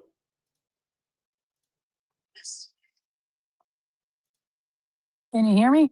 I got you now, Beck's Tats. How are you doing? Turned it off of mute. Can you hear me? Mm-hmm. Beck's Tats, you got me? I'm good. How are you? Can you hear me? I think you have to. Okay, so if you're going to hear this, you're going to hear this as soon as it makes you leave the link, just rejoin and exit out of YouTube. Okay, a couple things quickly too, and I'll bring up. We got Jinx and Mary Tyler backstage up next. Mike Despit, actually, no, sorry, White Rabbit had said, "Hello, Birdie. Can I have credit for the captioned CI video that you use? I make no money off this case. I only would like people to see my questions on the case. Why was my channel cut off and not credited for the CI video?" Oh, geez. If that was cut off, I pulled that from a Canva slide that I had whenever that first came out. So that if I had, I apologize. But yeah, I will. You guys know I have no problem giving credit to anybody. So yeah, thank you, White Rabbit. The victims of CI, if I had pulled from your video and it was not on there, I apologize. If you want to drop the link for the original video, then I could screen record that. But yes, I believe that when I originally did that, it was just put into our Discord, and I'd downloaded it and thrown it onto a Canva slide because that's the same video that I had used from, I think, months ago. So, you put it out first. Yeah, absolutely. Well, I know how it is. I get it. And I appreciate the super chat, White Rabbit. Great find. And Hive, let's hit that like button. Can we get to 1,000 tonight? All right. Next up, we got Mike to Spit 5990 saying, oh, sorry, I already read that one. My bad. Civilized Custom said, you are extraordinary at making callers feel comfortable and their opinions welcome. Well, I appreciate that, Civilized Custom. That is, it's something, like I said, I hold near and dear to my heart. This is a place where you can come and I want to hear the difference of opinions. I want to hear people say some wild and crazy stuff. If they could piece it together, they got the receipts, or if they saw something, I mean, this is the place to do it. This is the chat to do it. And I don't know about you all, but I love it. And I appreciate the kind words. Civilized Custom. Goodbye Wednesday said, happy early Father's Day, Birdie, and to all you fathers here today. Thank you. Man, that feels weird. That feels weird having that said to me. First Father's Day. That's crazy, dude. Thank you for that. Wow. All righty. Next up, we got Jinxie or Jinx. How do you pronounce that? Is it Jinxie? Just Jinx. Just Jinx? Okay. Can you hear me okay? Can you hear me? Yeah. Yeah, I can hear you. So this is a little awkward and off the wall. I've been watching you guys for a while, so I hope this is like a safe, comfortable place to talk about it. I'm from the Northwest. And when I was like 16, I got involved with some bad people that were doing like the trafficking, the drug trafficking, the girls, all that stuff. And when I left the Northwest, my brother actually came up missing within a year, and they still haven't found his body or anything like that. I know that the cops there are corrupt, and the drug game from Tacoma, like where Darius is from, I used to run in those areas. So like, I just believe it's tied to that, and I think Brian is undercover and working on his paper, and hopefully he will get out with this investigation. Wow. Well, yeah, thank you for sharing that. And I know there's always people here that are going to, be there and support. I've seen other people that have had crazy and horrific traumatic stories like that they'll say, it's hey, real life up there. Yeah. So it's real life out there. So do you believe that there was a human trafficking aspect to it, just to make sure I'm understanding that correctly? So, okay. So when I was, there was a lot of Backpage, a lot of OnlyFans stuff. So like, I know that had been rumored. I don't know if that's been proven false. But there's a lot of girls in the sororities that were older that looked just sus to me. Like they were madams. I know that there are two, a brother and a sister from Idaho, with a unique brand or whatever. Their plane was involved with the Charlie Kirk thing. This case has been like mentioned in so many other cases since. For the DNA testing, I would suggest nobody ever like do genealogy testing, because they just out to get you or your family, for real. I agree with that. Never spit into the tube. It's certainly not anymore. I look back and I'm like, man, even if it didn't start out nefarious with that whole genealogy testing, it was marketed so well to just get us all tricked. Like, let's find out where are you from? And it's like you could do it 3 different times to get 3 different results. It was wild. I think it's layered. I think there is a major crime and drug line, right? And I think that's a layer of it. I think them not following up on the car that was in Oregon, or the guy that was found in Kitsap County or Kidnap County, as we call it. There's just, I mean, there's layers to it, and then you got to look at like how Demetrius and his girl just got off all of a sudden, like that don't make sense right there, you know. The 4chan post is crazy to this day. That's that's just a little too like close to home, you know what I mean? And I watched Pissy Pants's audio before she came on your stream. Um, she had just started posting it, and I was so happy she came on and started talking to you. Her clearing that out and stuff, and with your videos the other day, with the timelines where you like, you know, got them to sync up, like they're just bullshitting us, and it's so obvious. Like it's almost like it upsets me, I guess, because like they're laughing in our faces.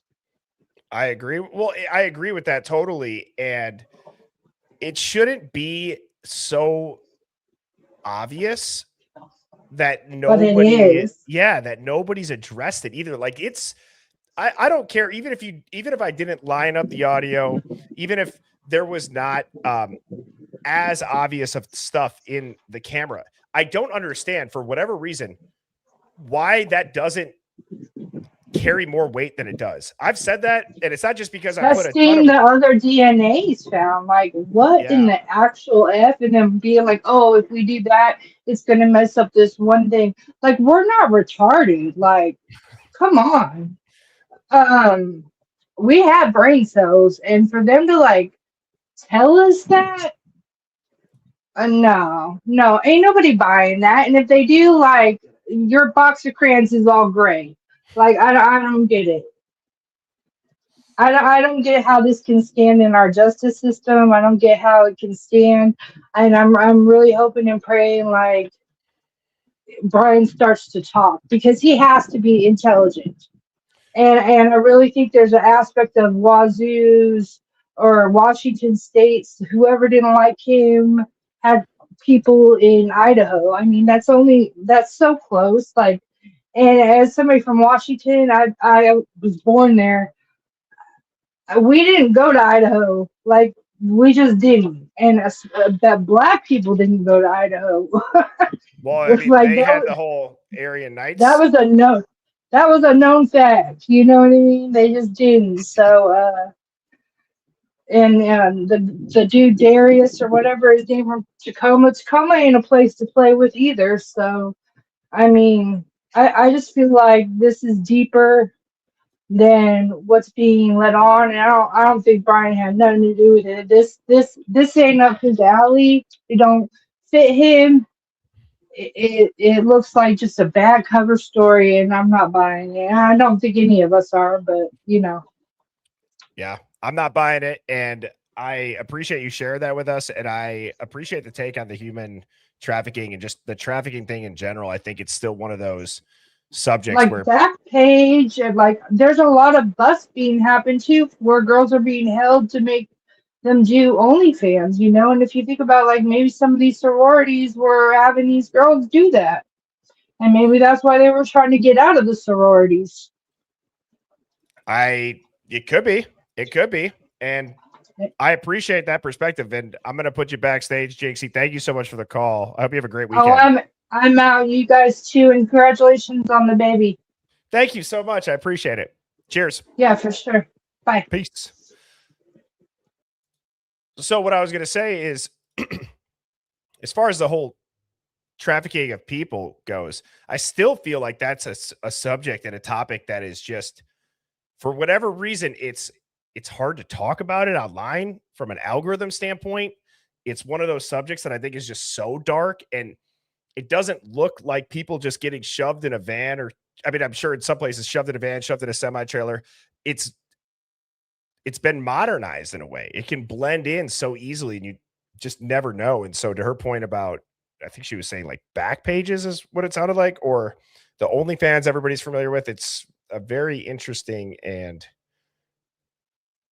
just, it's very different looking, I feel like, than what people would think about. Yeah, it's in plain sight, Lauren, is what I'm trying to get at. Just in general, even outside this case. All right, I see that Bextats is back. Bextats, you got us now? I think so. We got you loud and clear. Good. Okay, I'm glad you're back. Well, hey, Bertie. You know what? I've been a long-time listener, first-time caller. I love when people say that. I don't know why. It makes me so happy whenever people say that. Well, I'm glad you called in. What do you got for us tonight? All right. So I put a super chat in, I think it was maybe a day before yesterday or something like that. I'm not sure, but I said, like, I'm not buying any of it. Okay. Yep. And the reason is because my son was a victim of a violent crime. And I have been through this process with him. And I was 19 at the time that it happened. And when I tell you that the police officers were so, I mean, scary almost. Like, I'm standing there as a 19-year-old, first of all, with a small child. And I've never been in trouble in my life ever, never been arrested, none of that stuff. So they were so, where were you? What are you doing? Did you know? All of these things. Like, if I knew, obviously this would not have happened. I mean, that's like common sense. But when I hear the cops talking to Dylan and other people that, and they're just like, oh, well, if you don't feel like, talking or whatever. No, the police did not do that for me. They were like, they wanted to know everything down to basically the size of my bra. I mean, seriously, That's crazy. and they wanted alibis. They called my bosses. They called everything before they even let me see my son. I couldn't even go see him. And DCF came, like, it was a whole debacle. And I don't buy any of it. And then on the flip side, being a mom, and congratulations to you, by the way. Thank you. I'm so happy for you guys. Thank you. But you will understand as soon as that baby is born. I'm here to tell you, you will never understand how it is to love a person that you literally just met. Like, I would die for this child, and I just met it, And I'm excited for that feeling. I'm not trying to make light of it, but it's like I already feel a certain type of way when I take my dog to the dog park and there's a dog that's too aggressive. I'm like, is anybody gonna get this maniac dog off my perfect dog? Right. But anyways, so yes, I'm excited. Thank you. So, and you'll understand that as a parent, there is a fierceness and a love there that you cannot even put into words. And I'm sure there's people in the chat who are parents who understand this. Like, my kids, both of them are amazing, and I would do anything for them. So my point in all that is, when I listen to people like Stacy Chapin, for example, the way she talks, like, oh, well, we had triplets and now we just have twins. And my son was viciously killed at this university. And I'm going to send my other two back there. Are you crazy? I would move my children to Germany before I ever let them go back to a place where they're not just twins now, their triplet brother was slaughtered in this way. And call them twins. Right. What? I mean, so my son did survive the violent crime. Okay. Oh, that's barely. Good to hear. I mean, it's He very did. unfortunate, but wow. He'll be 24 years old this year, and they told me he wouldn't live past a year. So he's here and he's thriving and he's wonderful and a blessing. But I don't walk around and tell people, well, I used to have a normal son. This is just the updated version. You know what I'm saying? Like, it just sounds weird the way she talks about it. Also, the way that she never really mentions Xana that much, because it's almost like Xana was beneath them. I don't know. Maybe that's just my perception of when she's giving her interviews, but I see, like, maybe didn't approve of that type of, like, that type of girl being their son's girlfriend type of vibe, or do you think just Right. the Right. Because background, the they're, family stuff, maybe that? yeah, like, her mom is, we in and out of trouble or whatever. And then, they've got this seemingly on the outside, what looks like a perfect family. And, kind of like maybe this girl doesn't belong in our family or whatever. That's just the vibe I get. But anyway, when we had to go to court for my son and I had to face the person that hurt him, I was not allowed to speak to him. I was not allowed to even say his name. I was not allowed to look at him. And as a matter of fact, it's kind of funny now, but it wasn't funny at the time. But when they took him off to jail, um, and I gave my victim's impact statement after all of that stuff was done and said, my dad called him a son of a bitch from the gallery. Oh, And the wow. judge crawled all over him, like, sir, you are not allowed to do that, like as if he was the victim. So when I watched this trial, I'm like, are you kidding me right now? First of all, the defense attorney standing there smiling like she's on the Truman Show. Okay. And then the judge is allowing Steve G to pull the podium over, and Olivia's allowed to call him a pedophile and all these things. Like, that was not allowed. I could not even look at him. Dude, it was And like what's the word I'm looking for? It was like a bit. It was like a not like a stand-up bit from a comedy, but that's what I'm thinking of. It was this, you might have gotten A's and B's in school, but you're about to get D's behind those prison walls. It's like, hold up now. Okay. Now this feels, when I say performative, I'm not even saying that you shouldn't be able to go up there and say what you want. I'm just saying, out of all things like that, do you know what I mean? It's like it seemed like a political town hall soundbite that you wanted, in a way. right, it's almost like a pacifier. Like a And roast. Like a roast, yes. right, like, let's just make this man out to be, well, first of all, where did we even get pedophile from? Okay, all of these kids were not minors. So what does that even mean? I mean, but the judge just sitting there and letting all of this shenanigans go on and on and on. I'm thinking, we weren't even allowed to look in the direction. Okay, and that the person that was guilty of the crime was my ex-husband. I wasn't allowed to look at him, and be like, how Holy dare shit. you hurt our son? I wanted to say so many horrible, nasty things to him, but the judge was like, absolutely not. You are not allowed to do that. You cannot say his name. You cannot do any of those things, and then when he went to jail, when I tell you that I'll say victim, I'm not a victim. My son was the victim. I'm just his mom. They gave me every single update about him: when he was in the infirmary, what he was in for, what jail he was in, what cell he was in, how long he was on lockdown. I mean, they gave me every single detail.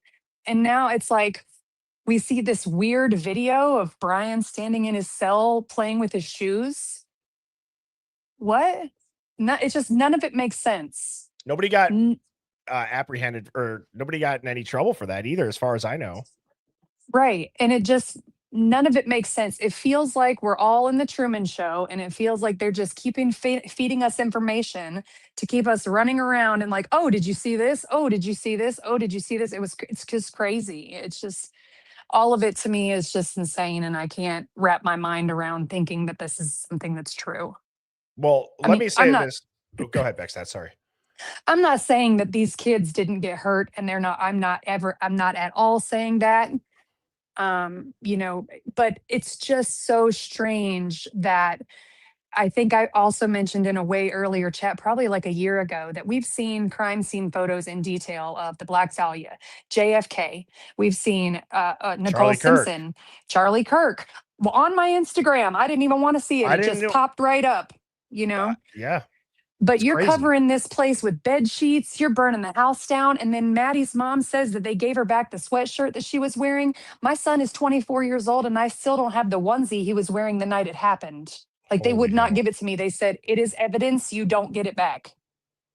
So it's just very confusing when I'm looking. I'm like, so either people in Idaho really only just grow potatoes and that's all they're good at, or I was just railroaded by the actual system. I'm not really sure, but It's just, why hide it? Why burn?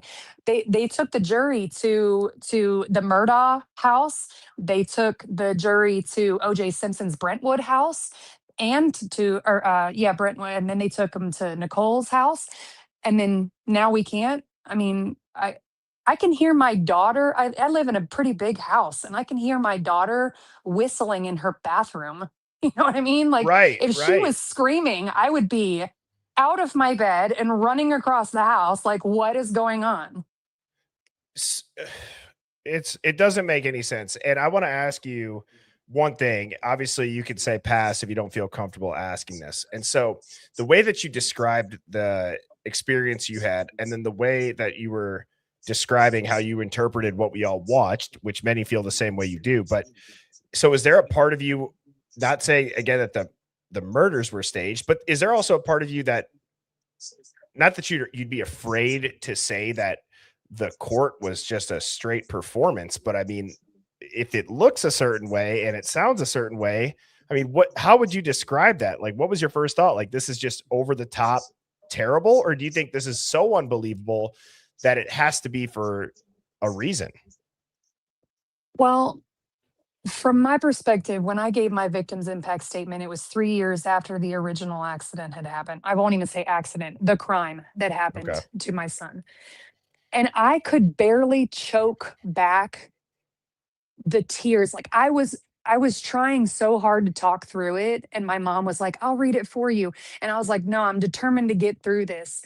And so to sit there and these people talking about, "Oh, you're going to get big D's in prison," like it's a joke. I was just like, "Really?" I mean, I was so devastated.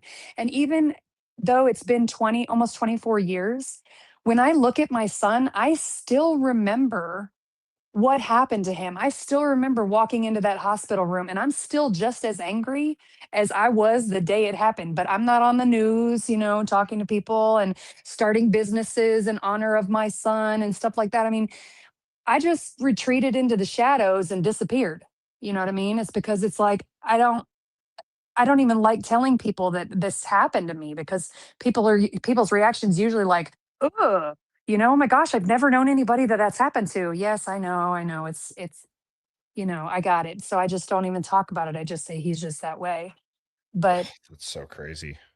so I when I'm watching this unfold, and especially Ann Taylor, she's just sitting there smiling like someone's about to take her picture, you know? And I'm like, what is going on here? Why is she smiling? This is like a capital murder trial. Like, what's going on here? And the fact that the parent Ethan Chapin's parents didn't want anything to do with the court, they didn't want to Or attend. justice? Right. When I went to every single court date there was for my son, even the ones that were just like, oh, we're gonna have a reschedule because, we are the attorney needs more time or whatever. I went to every single one. I made sure that the judge and the lawyers and everybody saw my face. I am here, I am watching, I am present, I am listening. You're not going to get away with what you did. Damn. And these people are just like, we're going to sit at home and we got two more. It's all good. I just don't get it.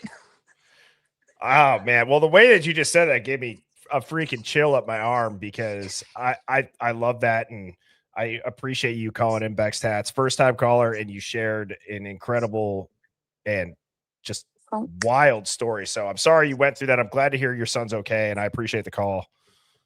it's my pleasure. I love the Hive, and I'm sorry I didn't want to like upset anybody by saying I don't believe it, but it's just so much things that just it just doesn't make sense. Like, we have the greatest, arguably the greatest technology, right, of all time. But literally, this Zapruder film from JFK is Yeah. better footage than what we've seen in this Idaho. And I'm like, what are we doing? This man's on the top of a bridge on a drive by downtown Dallas, and we can't even hear half of the things or see half of the things that are going on from this light bulb camera. It's all just so crazy. And the fact that the police are just standing around and not giving these people hard questions. Like, what do you mean you didn't hear her screaming? You heard her singing and you heard her playing with Murphy, but you didn't hear any screaming. You didn't hear Xana fighting. You didn't hear any of these things. You just magically went deaf and then watched a man with a vacuum cleaner walk by your door, and that didn't register to you at all. It's just, I can't. I cannot. I would I would be there every single day making sure that whoever did this, whether it was whoever, I'm here, you're going to look me right in my face. You're not going to get away with this, but not the way that Steve and Christy are doing it. That, to me, that's very odd and creepy. Um, I just don't get it. I don't understand any of that stuff that they're doing, but I digress. Bringing it back to is, once you meet your daughter for the very first time and you see that face, you will know exactly what I'm talking about. You will be like, there is nothing in this world that I would not do for this tiny human that I just met. Well, I will echo what many people in the chat are saying right now. You sound like a great mom, and your son's lucky to Thank have you. you. Thank you. Thank you. And I hope you have a I love him. fantastic rest of your night. And one more thing, Birdie. Yep, you're good. First of all, I want to tell you, just remember, the days are long, but the years are short. Okay. My kids are 24 and 20. And I swear it was just like they were little not too long ago. So enjoy every moment. And also, I haven't heard you say "What's Gucci" in a long time. What's Gucci, my Louie? Yes. There it is. Oh, what? This is an awesome first time call. I mean, I seriously, I mean, I'm sorry again that you went through that, but I just think it was very well spoken. You tied it, you looped it all in, and thank you for calling in tonight, Beckstats. Appreciate you. Well, thanks for having me. I love you guys, Hive. You guys have a great weekend. Thanks, Beckstats. Cheers. Bye-bye. Wow. Yeah. What's Gucci, my Lou? I haven't said that in a long, long time. What's up, JT? How's everybody doing? You guys hanging in there? Holly Berry, UK, Pamela Smith, Boostron said Mama Bear going to whoop up as needed. Bless this caller. That was a great call. Very well said. And thank you again, Beckstats. All right. So next up, we got Mary Tyler. Mary Tyler, how are you doing this evening? Hey, I'm doing really good. How you guys all doing? We're doing good. We got you loud and clear. Can What you hear is me? Yep, I can hear you. Can you hear me or no? Oh, right on. Oh, it's a little bit delayed. Try again. Mary Tyler, try again if you see this. Sometimes that happens and I don't know why. So if I put you down, it's not anything that is personal. It's just bad connection. And next up, we got Bella Mishia. How are you doing, head of HR? Hey, Birdie. I'm doing good. I want to because I'm on backstage. I can't send messages, but the caller that was just on there, I just think she's phenomenal. And I totally understand what she's saying, being a mom myself. And I'm just, my heart broke for her. Yeah. There's but Misha, I know you know this, you've heard a lot of the calls, but there's a lot of people that this case relates back to a personal story. I mean, yours included, right? And so it always, for me, it certainly is a reminder how real this is and why people get so passionate about this stuff. It's not just because, we want some killer to walk free. No, we don't want the killer to walk free. We want the right people brought to justice. Absolutely. Absolutely. Well, what I called in to talk to you about, first of all, I want to tell you, I was so befuddled today. I didn't wake up till 7:05. And I was like, oh my God, let me get on there. And then as I was on there, I was on my Facebook page, and I'm in a group called Idaho Murders. Anything goes except guilty. I just was invited to join the group. A lot of the people that are in the group are in the Hive. I think it's a great group. They have the same custom that we do here at the Hive, that you can just talk about anything on there. And so this man, his name's John McKittrick, he put this photo There's two of them actually on top of each other that he put up, and he was talking about how they're the same photo, but they're not. Which And photo? I sent it to you in the email. Okay, I'll pull it up. You got a mad chihuahua at you or something. That's my little 8-week-old chihuahua, Lulu Bean. I knew it was a chihuahua. I knew it. And she's not mad. She's upset because I'm not giving her any attention. Oh, that's funny. All right. Did you send it to Birdie's High Mind? I did. Okay, let me pull it up. All righty. Okay. Hive, can you guys remind me as just with the lives? I can show the photo of Xana's room with the blood, right? I just want to be safe on this. Does anybody know? Like, I know we could look at crime scene photos and stuff, but I mean, have we ever? Do you know, Bellamisha? I'm not sure. I mean, I saw a lot of crime scene photos on other podcasts and stuff, but I've never, I don't think that we've ever put one on because, with the I mean, we're not trying to glorify what happened. Right.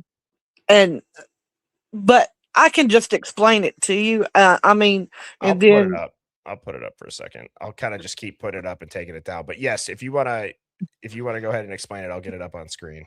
Okay, so looking at the pictures, it's the same area in the room. And what you notice if you're looking closely is I believe some of it's been staged. It's been moved around to look worse in one picture than in the other. There's also a shoe print. If you look to the right, well, it's my right, yeah. So if you look to the right a little bit, you can see a shoe print over here past the black, up there, kind of into the black. You can see actual tread in there. And also the shoes that are on the floor have moved positions in these pictures. And then these are crime scene pictures. And if you look, totally right. Wow.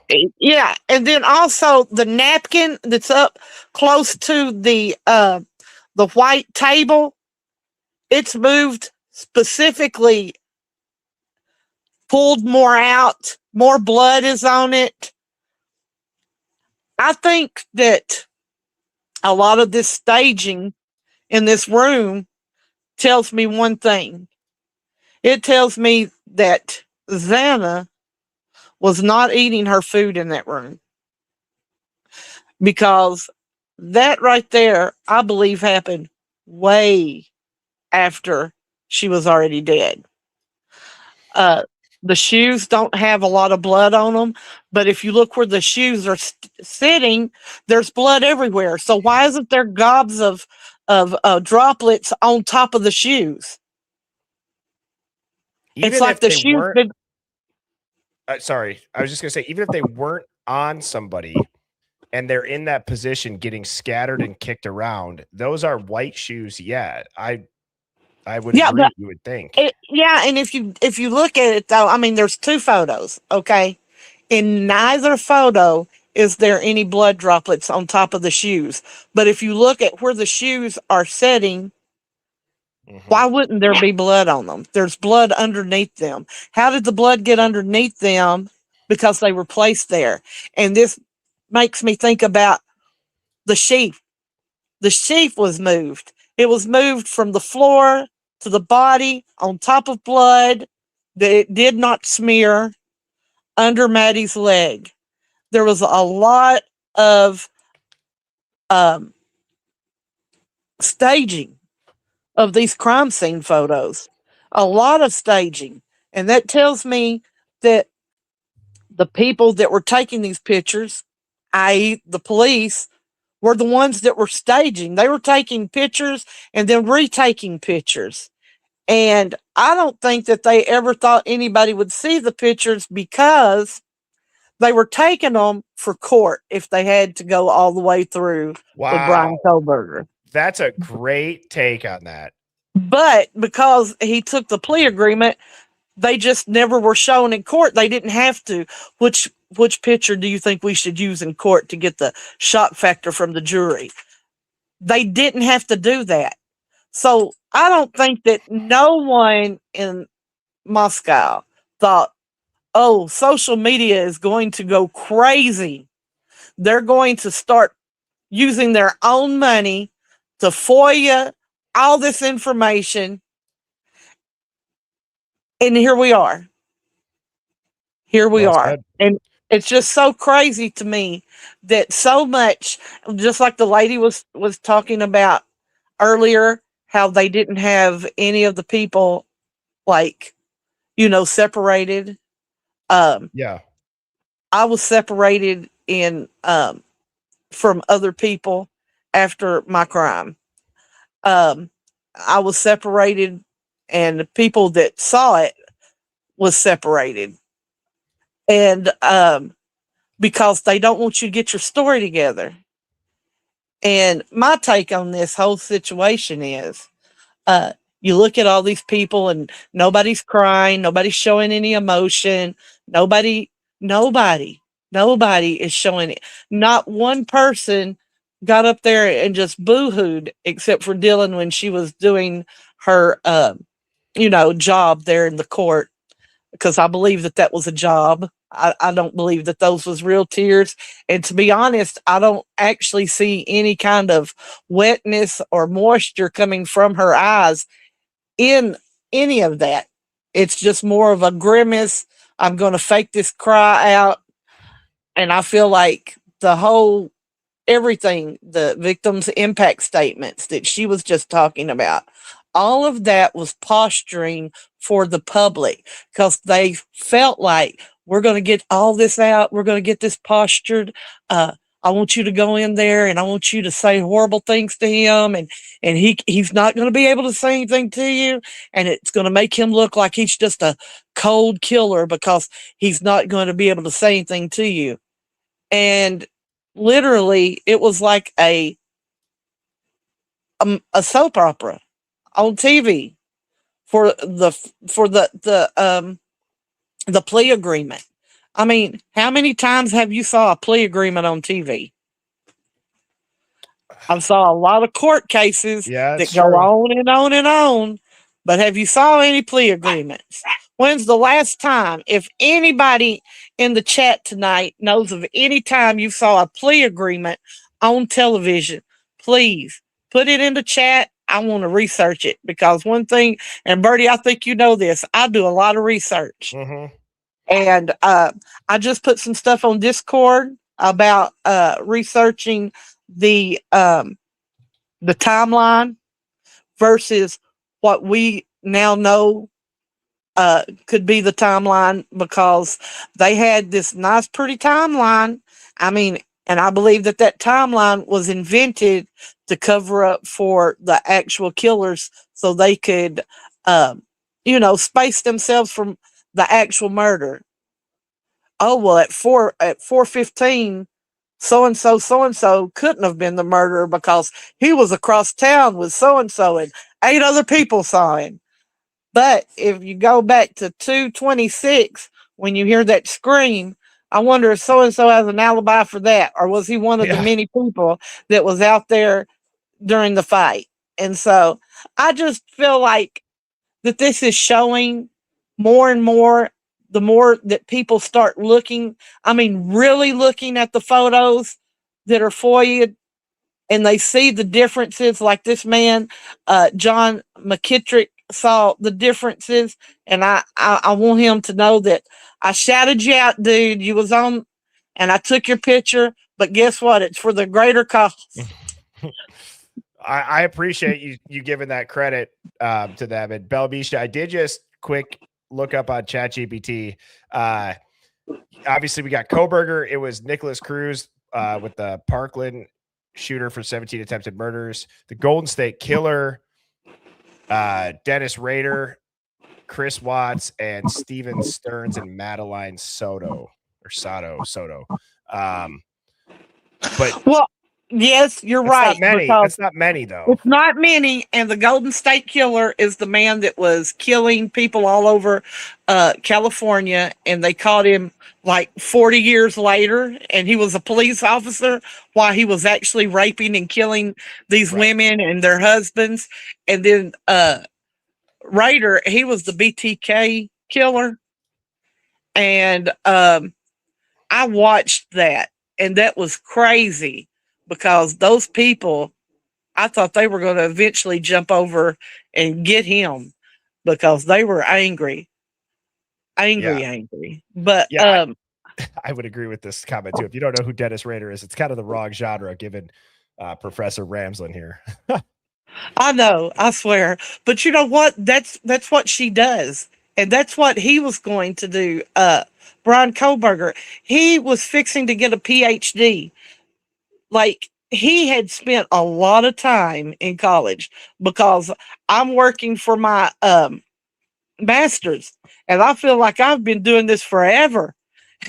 And so I remember you said that. How yes, much longer till you get it? I graduate January the 20th. So 27, January of 27. Yes, So, and then I'm going to immediately go back into school in February because I'm going to work on my PhD because I want a doctor in front of my name. I want to be Dr. Bellamicia pretty much. Hey, man, that's awesome, Bellamicia. Congratulations on that. And we are rooting for you.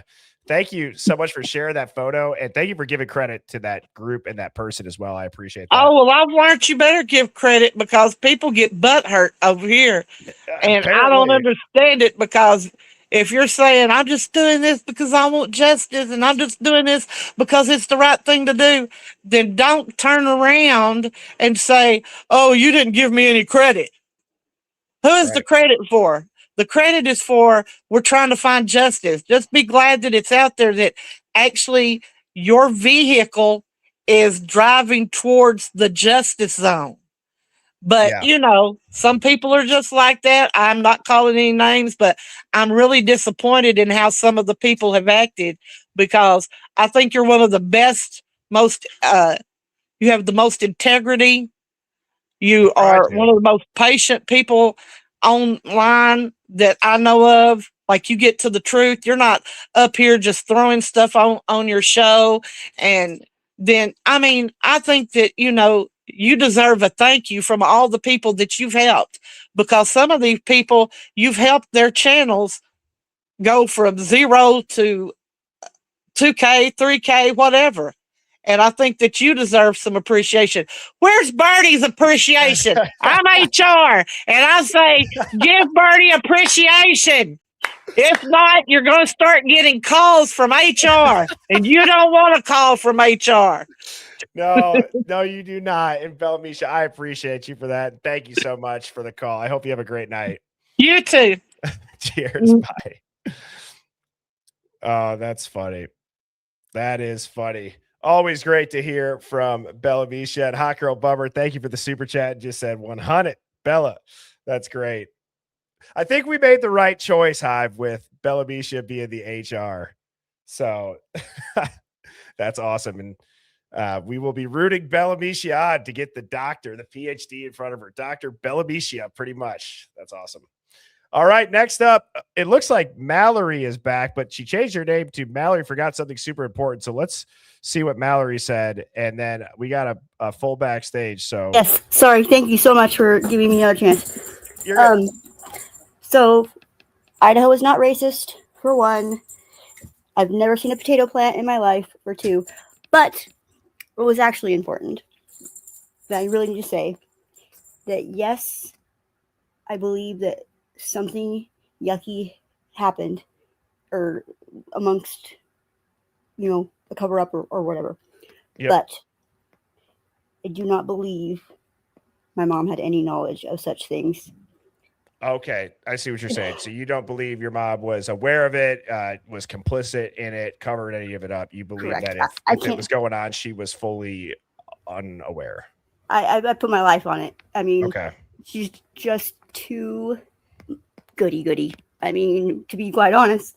And I also think that in order to have a successful cover up, the least amount of people possible have to be, you know what I mean? Because you got to keep the holes filled in, you know.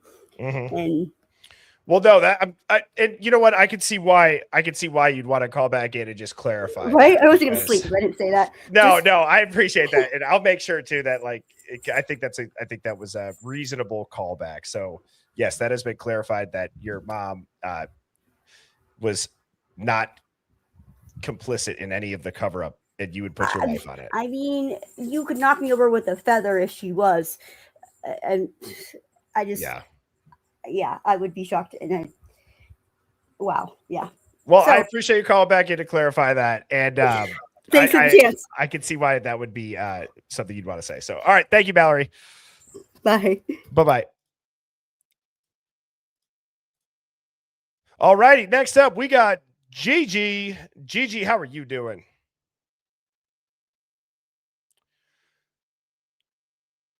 All right, Gigi, if you can hear me, just rejoin, pop back up. Next up, we got who? Me? And you are on mute, so just make sure you take it off mute. There you go. All righty. Can you hear me? Loud and clear. Oh, perfect. Okay, first I want to thank you, Birdie, for everything that you do. Second, I do believe there's definitely a cover-up, whether or not many people were involved in that cover-up. I think there definitely was. So two things. My theories are that I believe it's either the frats or it was drug related. First, if you remember, in Peter's second interview, he mentioned that he only used Adderall for energy, which would explain why he had the amount that he had in his system, because there was possibly two things going on at one time. Ethan could have very well found out that Xana may have been cheating while they were at the fight club, you know, because we had seen the videos of the fight club. That would explain, why he had so much energy. They decided to do this fight club.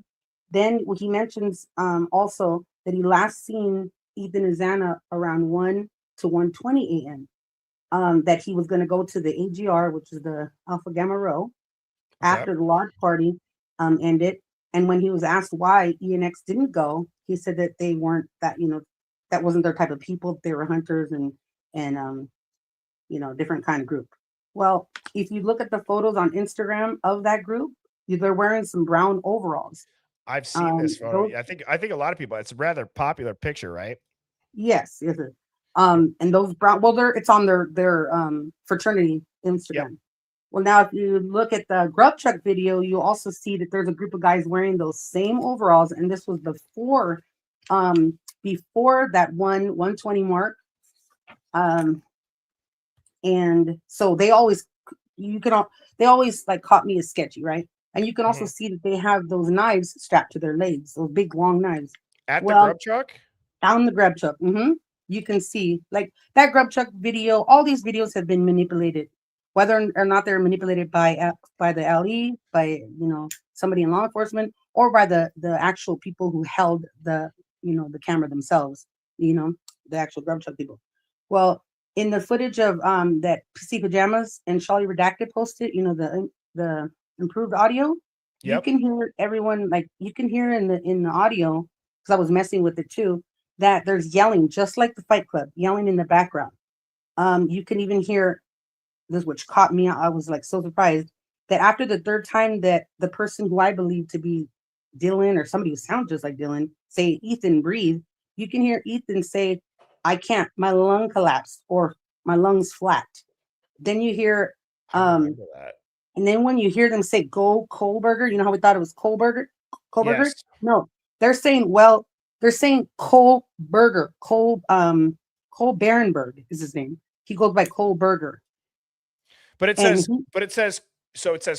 what we were debating between was either the most popular ones was like Kohlberger go, cover her go, something go, right? And you're saying that it could have been a name.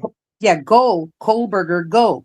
because that's what they called him, Kohlberger. That was his name, and he puts his name as Kohlberger like on his LinkedIn and everything. Kohlberger. How does he spell it? Coleberger. Kohlberger. We Oh, don't know the somebody just put spelling it. though. From the No, thing. somebody just put it in there. Thank you. Appreciate it. Yeah. So when they say that, well, that's the guy that got kicked out of the corner club for that night for grabbing the girls' butts. Then that's the one that knew Maddie, and the one with the DNA under Maddie's nails. So so he was well versed like in knives. He drove an Elantra, they say, and he would use his brother's truck when he was in town. So that could explain the loud truck, right? He was also associated with the AGR. With the what? With AGR, the Alpha Gamma Rho. The guy going off of the one of the callers from earlier saying that Reed Upmore was in AGR.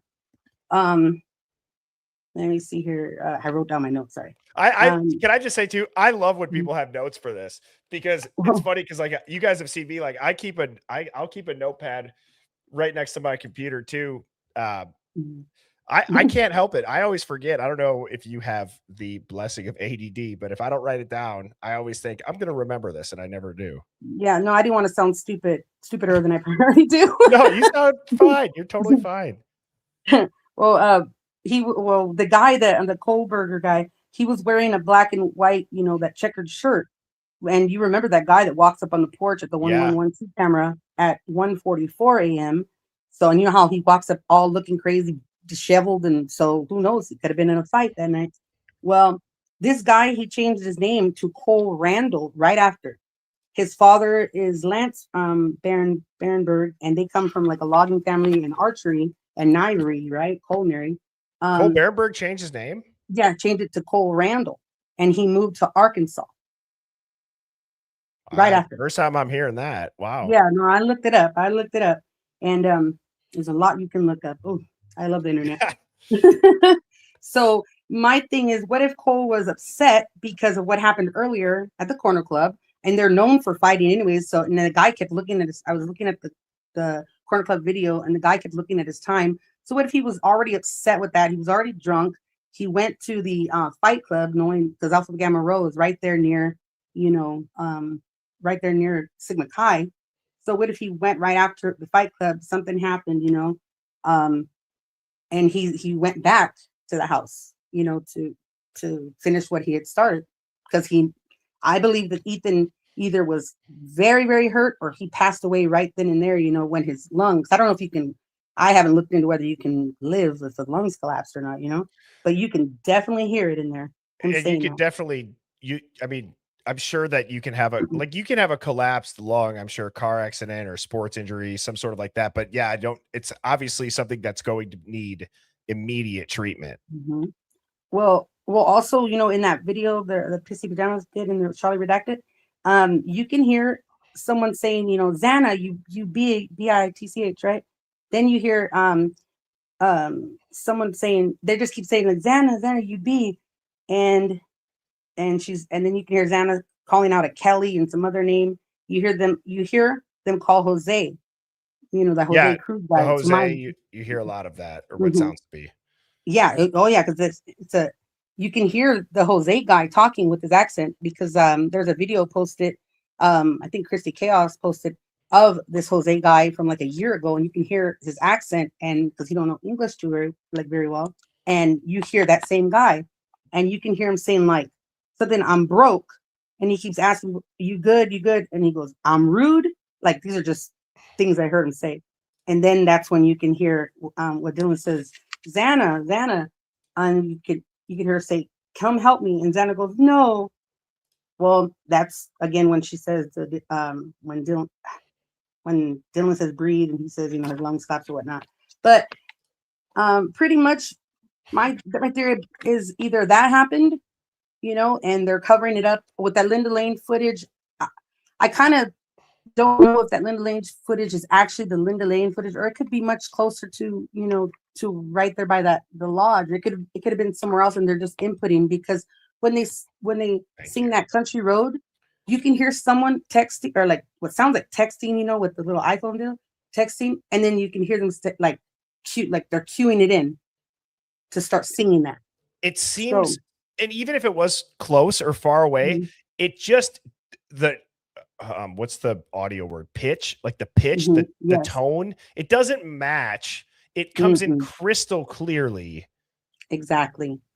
So I believe they were watching it, rewatching what happened to try to put in, because it comes in exactly at the right time to where you hear the commotion really going as to what's going on that night.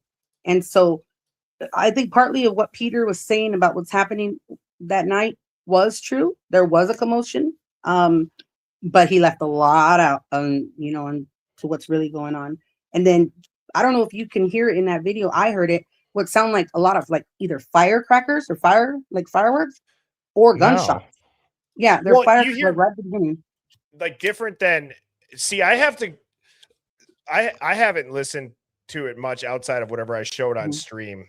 But those bangs, like the door, or people have said in the past too, the gun racking noise, it could actually be a lock on one of those doors, like the hotel room doors style locks with the deadbolt that are built into the handle. Yeah, no, these are different. I don't. Well, sorry, go ahead.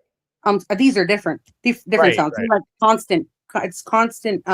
Like the popping, constant, and you can hear this is what I think I hear is like the girls or somebody in the background, like they're like coughing right away, like coughing, maybe from the smoke of all the firecrackers, and that's what caught them off guard.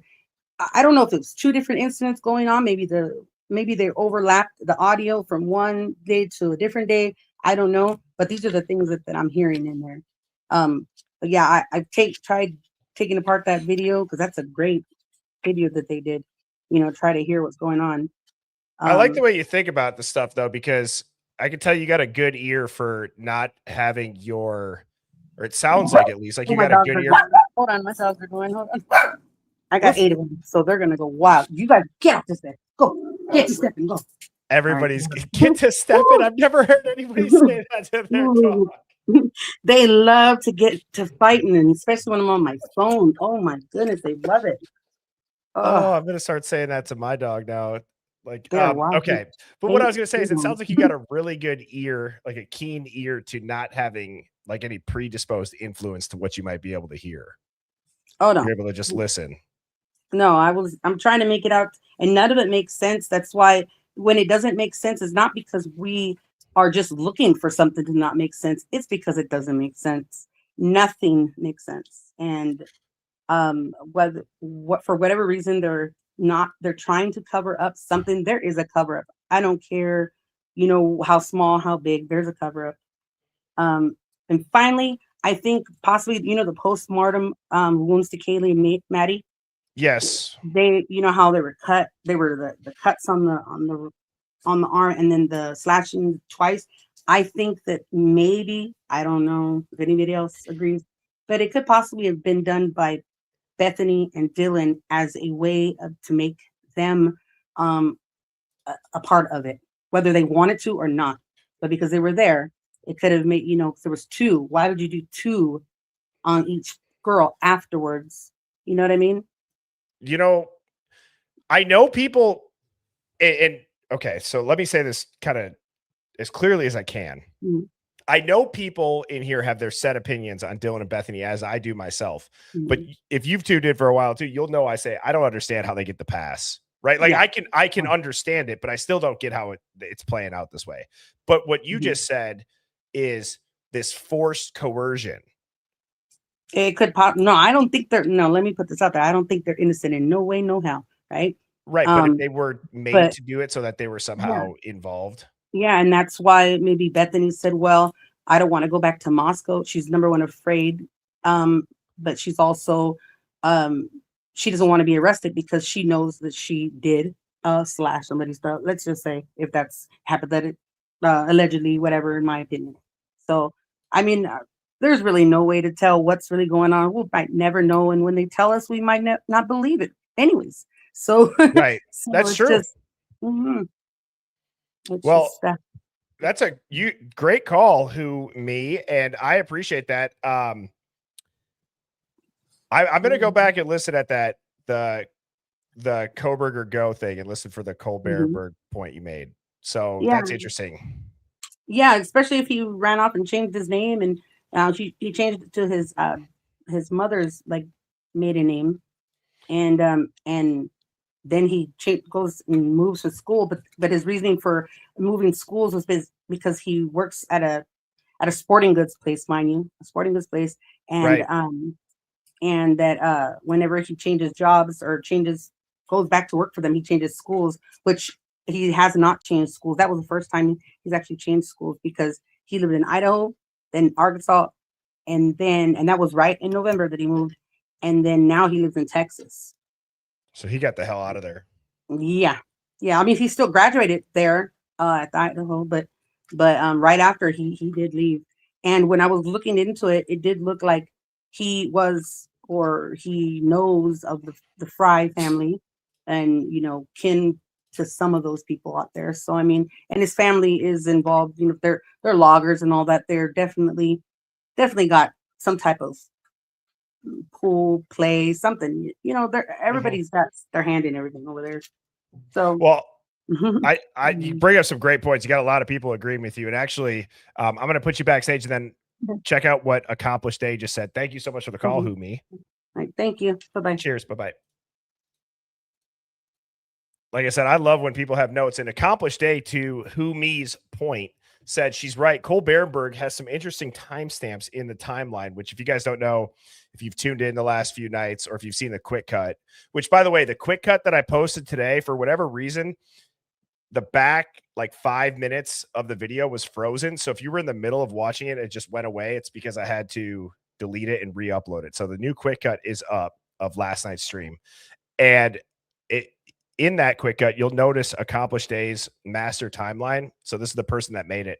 And they said, I think that Cole Berenberg is the one that walks onto the 1112 King Road porch around 140-ish. He'd been kicked out of the corner club. He's in that black and white button-up kind of flannel-looking shirt. So thank you, Accomplished Day, for that. Okay, we got Mary Tyler. She's back. How are you doing? Good. Can you hear me? Now we got you. Yes. Alrighty. Okay. Yeah. So hi. Thank you. And really good points on other callers for sure. I can't remember the caller's name, but she was the one that had the violence against her son. That wasn't Bella? Bella's the doctor, right? Soon to be. Yeah. So, she raised a couple of really great points. Oh, yeah. Yeah. So she raised a couple of really good points in that, unless you've been through extreme violence, maybe even more than one time, you automatically can sense the correct reactions people would have, right? Mm-hmm. And like I've often wondered, and a couple of other people said it too, I think Bella as well, the psychology of their behavior is not correct. The way they're acting the morning after, what they're wearing is odd. The way, the women are standing is odd. So there's a lot of socio kind of body language going on with how they're watching, and they're not separated. And one guy's put in a car, no one's put in handcuffs, no one's, there's, this whole questionable thing, as if they all already know. You get the idea that they all already know. There's no kind of natural reaction, right? So that was my first point. And then the second one is, like, this is a generation, like in my generation, we didn't have cameras everywhere. We always talked about that, having a phone. Yeah, I'm that old, whatever. But we always talked about, oh yeah, one day you'll have a phone in your pocket, you won't have to search for a payphone that's broken or whatever. But I mean, safety was always a big thing. But with the phones now, we have advanced cameras, right? So in that generation, they're all doing selfies. They have millions of pictures. All the pretty girls are on camera. Everyone's on camera. The guys, the girls, the sororities. You have this whole group think going on, right? Now we've got 4. Let's just look at something here. You've got 4 victims, right? That's 4 people in one neighborhood, So let's go with a theory that the whole thing was totally planned, all 4 of them, right? Okay. So how many people would it take to manipulate the movements of 4 people in the neighborhood, you think? So that's something I think about, is that, let's say it was all planned. There wasn't any impromptu, oh, this is a surprise murder or whatever. Okay. Planned for weeks. How many people would have to control 4 people's movements, right? And what was their plan B in case that happened? Then what are we going to do? So you get the idea. It was a group thing. Okay. So that was my first thing. Now, another thing, we talk about timelines and audio and what's been released and the information we have and all of this. And, you get to a point where you're like, okay, that sounds like that. She said that. Your mind can't make any connections whatsoever. And I think that's why a lot of people are saying it doesn't make any sense, right? And again, back to that, if you've ever been through extreme violence from someone you really love, you know the reactions. You know what people are saying. You know how the police react. You know all these things. Maybe a couple of times. Maybe your job put you there type thing. So it wasn't a direct job, but you were there for whatever reason, right? So there's that element. And, but this is a camera generation. That's my point. This is a generation that they love technology, right? And they love technology. It's getting better. Who knows if they're going to be able to pop up a screen in front of their face like all these sci-fi movies. But my point is they're all photographed all the time. Now, how many people are in that neighborhood around that house? You think, how many residences? Could we guesstimate how many residences besides 1119, all these common, everybody bats around these different addresses, right? Really, how many residents in that neighborhood do you think? I've said that I believe there could be, I mean, I understand there's apartment complexes and stuff, but I would say that in the perimeter that would be within like earshot of the cameras, I would say you'd have under 300 people, probably 300. And that would, if you really think about it, investigating that is is it a task? Yes. Is it doable? For sure it's doable, especially when you have all the resources and that amount of agencies on site as quick as they did. And I'll pull up the Google Earth here just so people can maybe guesstimate. If you guys want to start typing out, how many people do you think would be in this perimeter here? Because it's a good point that you say all of these kids we're a phone generation. We're a camera generation. We are in the, like, we're balls deep in a surveillance state, everybody. That's what it is. We are nuts deep in a surveillance state. We are in the Venus flytrap spot. We're not getting out. We're not getting out. Sorry. Yeah. What did you say? Yeah. So what I'm trying to say is, okay, you got 300 residents. So how many houses, right? How many apartments? How many units? Like, how many buildings are there? Right? There's the apartments. There's the sides or something, right? The white, got the Sigma Chi place. They've got a lot of residents surrounding. So here's my question now. One more thing before I get into this. 1122 King Road has 4 or 5 girls and another girl that's not there, but 6 girls legally there, right? Really pretty girls, not just girls. And lots of guys all the time coming and going, a lot of people coming and going. They have a broken door. They talk all about how the sliding door is broken all the time. And, everybody knows the front door lock, right? Okay, so if that's the case, and it's a camera generation, and it's all these girls, and then there's, 15 laptops Kaylee has. They have 40 bank accounts between the 4 of them. So we're getting the idea something's going on in transaction, okay? So where's their cameras? Like, did anybody ever, think about 1122's cameras? Where are their cameras? And where's everybody else's cameras? So are they trying to tell us that LE walked around and found only these 2 cameras? I mean, I remember when you had, was it Chris Whitcomb? Is that his name? For Broken Plea? I can't remember his name. The guy, Yes, yeah. So I remember when you had him on the show, I remember saying about Brian Koberger. All I can say is, you might think that there might be more than one perpetrator other than Brian K, right? So saying that, I think the conversation had come up where you had said something like, I don't know how it came up, but he talked about there was other cameras, there was other footage that could put him at the scene or something. I don't know. I thought I heard something like that. So where are those cameras? Like, like, so this is what I'm thinking is what we're seeing, what we're given, and the 911 call too. And coming from that industry, okay, it's like it's really easy to, and it's badly done. I just have to mention that, but it's really easy to make you think this or make you think that, or cover up sound and have a dog that's not even like a poodle barking for 40 minutes. It doesn't even sound like a cocker spaniel poodle bark at all. And I owned one. That's why that bark at the end, nonstop barking. And then the Bethany Dillon thing. And, so that was my other question. I mean, considering how many residences were around, where are the other, of course, they're private cameras. They don't have to give it to the police or anything. True. But they're students, they have belongings, they have technology, they have laptops, they have other people in the area that are former addicts that, are known for B&E. Why wouldn't they target university students who are careless and drunk and leave their stuff lying around, cash in an easy, tablet or something? So where are their cameras? Right? Because if they're so confident, to party like that, fine, party like that. I mean, our generation, I was in an art school, so mine was very specialized. I went to a college where we were all just studying one thing in different ways. So it was, really fun.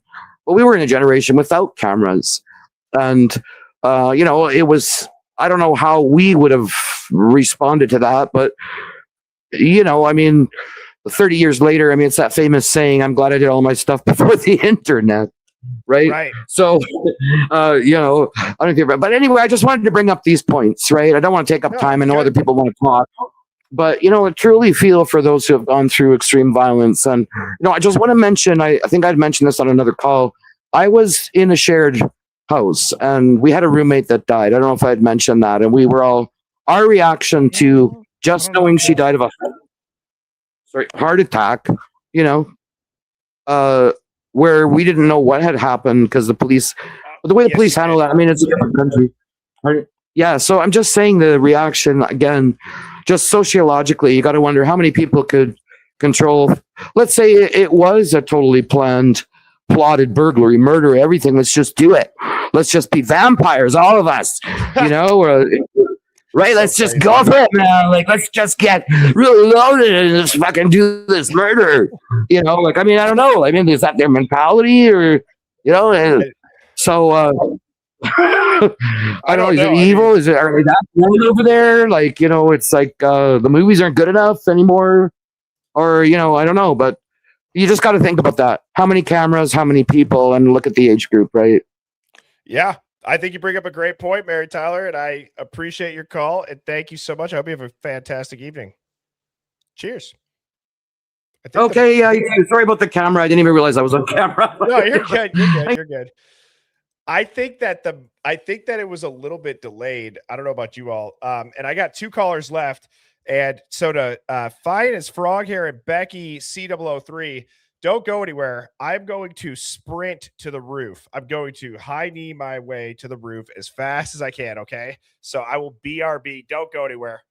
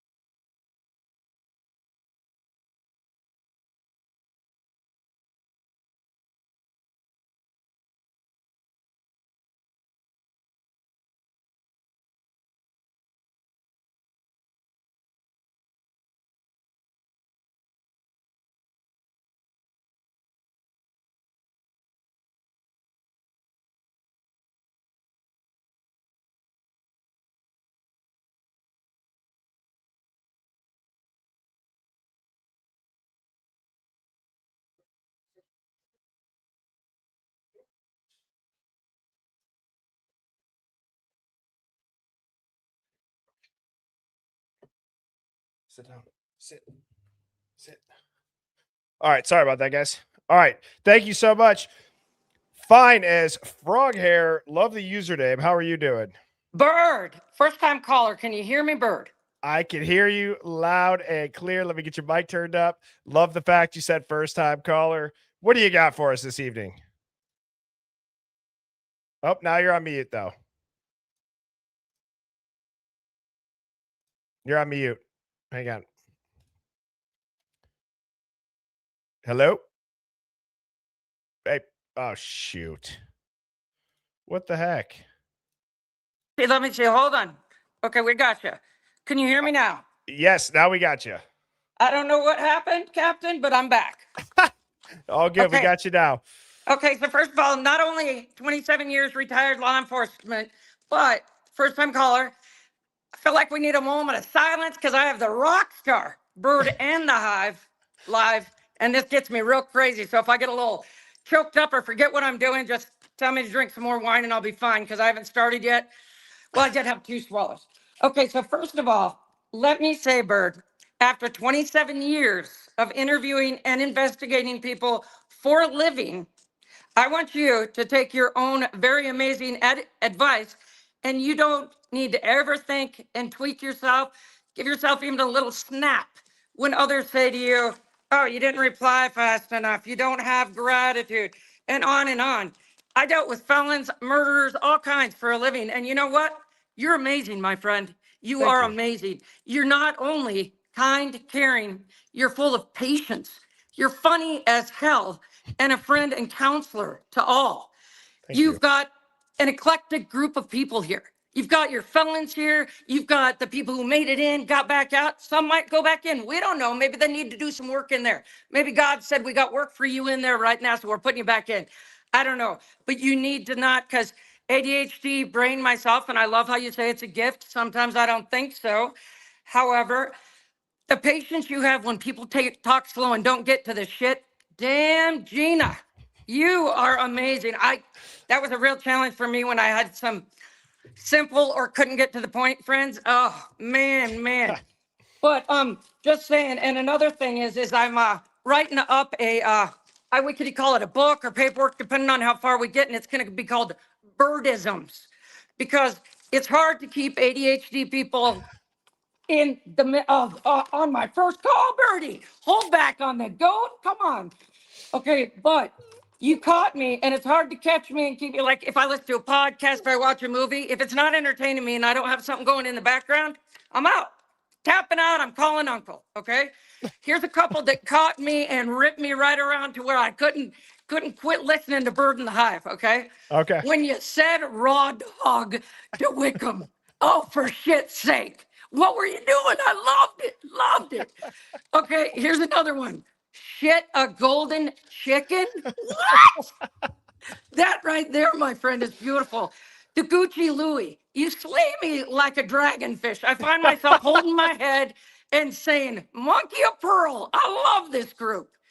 Okay, now we'll get on to the business. Oh, and I want to say, not only do you guys think outside of the box, if you and the Hive were a group of cats, you'd shit on the floor. I'm just saying, right? We're outside of the box, Bird. Okay, so first thing, and hopefully you're all tracking. If not, since we're online, you can just slow it down because I can't do it. Okay, so one of the things that chaps my hide and kind of gets me thinking is, okay, I've interviewed people, I read people. Sometimes I even have the psychic gift and I would know things about the criminals that I'd tell them, like, you need to just go put that stuff back before you get arrested, yada, yada. They're like, how do you know? I don't know. I don't always call it a gift, but I get to read, okay? Okay. First of all, if they're lying, right?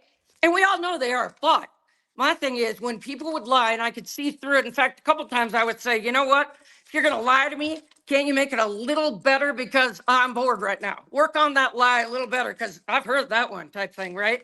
Mm-hmm. Okay, so if they're lying, not only, because think it, if you just off some people, right? And you said, I gotta lie, I gotta cover up, okay? You're gonna be nervous. You're gonna be crying because you're thinking people want to see our emotions. They want to see how much we care.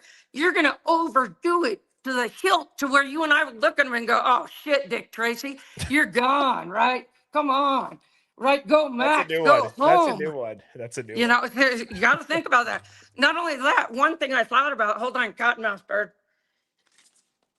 I will join you. One thing I thought about is, okay, how many hours did they have? Oh, just a couple right there while they're sleeping. Okay, but why couldn't, when everybody's getting their clean on, law enforcement have figured out, and this retired law enforcement saying it, I know about crooked Big Brother is, holy hell, 27 Yeah. years and I still have hair and I'm not bald, drunken in a gutter? Help me out, Bird, help me out.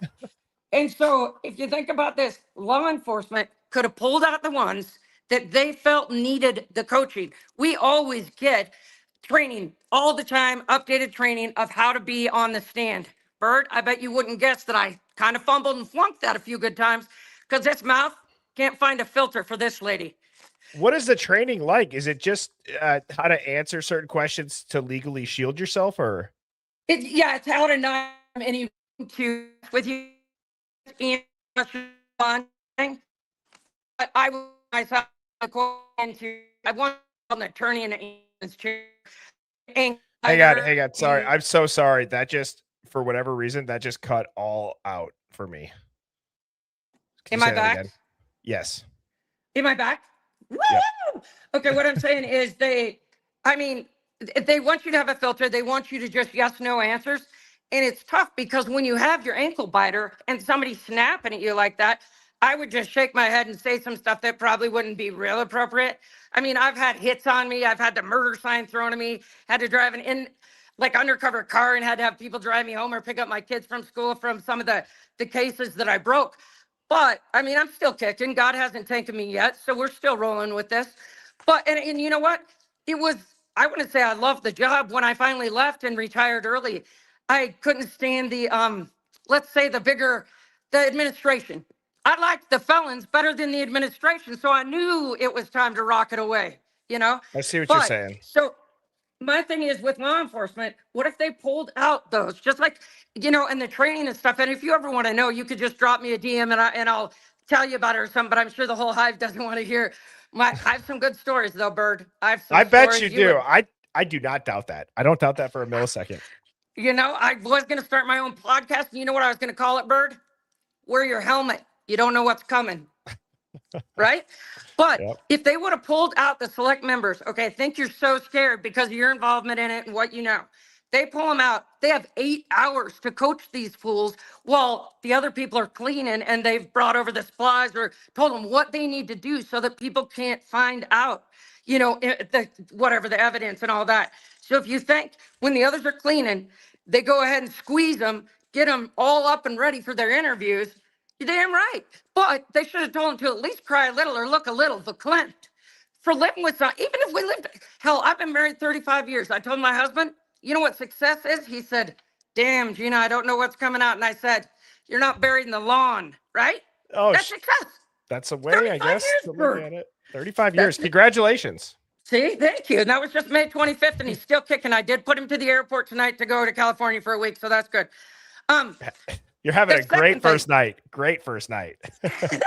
Thanks, Bird. Anytime you need some humor or anybody to close the evening, you just hit up the frog hair. You know why it's fine as frog hair? So fine once I retired, you can't even see it. That's how fine frog hair is. I love it. I love it. Okay, so my other thought, besides the thought of them being fully coached, because with all the things that don't line up, all the things that we're pulling out, the cleanup, the 8 hours, first of all, tells you there's guilt right there. We know what happened inside the house. I can't even tell you somebody entered and did that. It was somebody right there, somebody that knew them, all the cars, the people like that. No. Our homies, most felons, they're chicken birds. Not like Birdie Bird, your top dog, but they're chicken. So kind of like if your car's locked in the driveway, half the time they're not going to pull the handle. They're on their crack. They're moving on, right? It's a waste of their time. They got to go. So if you look at it that way, but I wish we knew the story. I have a lot of thoughts about Whitcomb, but we'll have to save that for another day. But my second thing is in murders I've worked on and different things like that, from everything from carjacking, I can't say gone right. I was going to say carjacking gone wrong. Mm-hmm. A carjacking gone right? But even in things like that, we catch them because they talk to somebody. Yeah, snitches get snitches, ditches, snitches get killed. I don't care. People flap their jaw because they want to get on their soapbox and they want people to hear them. Plus, hate to say it, some of these people actually have a conscience. And so if they don't unload it on something, like say if you had something really bad happen, shoot, I dealt some bad case, I'd come home and tell the husband, he'd say, I don't want to hear it, I don't want to hear it. So I'd have to find a friend. Everybody else wanted to hear it, they want to hear the stories. The husband would say, no, no, no, right?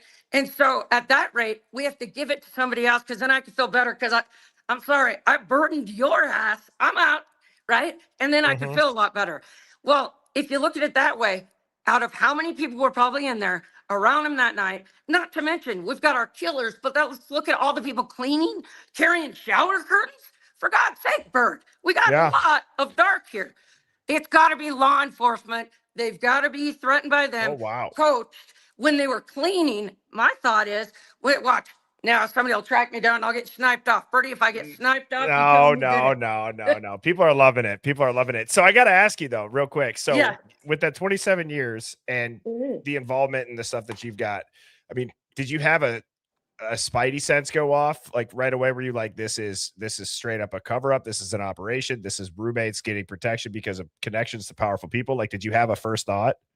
My first thought, even because think about drug dealing, even if you had, say, the cartel in or some big dogs in top of the pyramid in, no, they're not going to deal with this shit.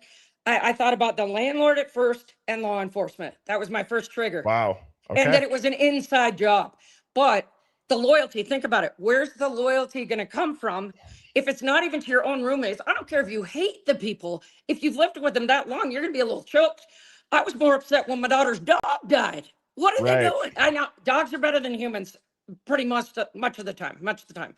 However, but it's so difficult. They had to have been coached, or hell, I don't know, Men in Black got them because of the fact that you cannot do that they don't even get choked up. They're not even verklempt. They're hollow-eyed. So what kind of threat hit them? It's not like, oh, I'll kill off your family. Half the kids in college wouldn't. So my thing is, honestly, it's up in the 90% is how we catch people is because they talk. If we don't get enough evidence, if we don't have things, that's why. The other thing is, okay, the rental car, what? She's going there to show off her car? My ass, it's rented. Okay, so they didn't even cross their T's and dot their I's on their lies. For God's sake, but for shit's sake, I'm telling you, Bird. It's crazy. Well, and first of all, you got to go back and you got to read the comments because people are loving this, and I appreciate the energy at the end of the call-ins here. And I just got to say, I almost hung up, Bert. I got nervous and I said, "Oh, I can't do it." And then you crushed. And then you said my name. Then you said, "Finest frog hair, hang in there." Yeah. I said, "All right, Bird. All right." I love it. Well, so please call back in next Friday, and I appreciate you, and thank you so much for bringing the energy. Okay, and one last thing I want you to know, honestly, and remember, I get the visions. I get if you heard my stories, the visions. I should write a book, but then the ADD, I can't sit still long enough to write the damn thing. But God honestly has a special plan for you, Bird, and the Hive. Oh, thank you. Seriously, because I feel it when I watch it. A lot of things don't draw me in. I don't call into stuff or share about what I've done. But the way you have your patients, you are a counselor. People are asking you to pray for them. I mean, it goes much further than you just having this podcast and reaching out and, oh, I'm the Bird, this is the Hive. No, you have so much love and so much spirit within you. Bird, you're going to do some great things with this. You really are. I feel it. I have 2 grandkids. I'll be a gram to the baby Bird. I love my grandkids. And just praying for you guys and love you guys and keep doing what you're doing. And I'll call in anytime you want some crazy, just say, where you at, frog hair? And I'll say, right on. I will. Well, thank you for the kind words. I really appreciate you saying that. And I hope you have a fantastic week.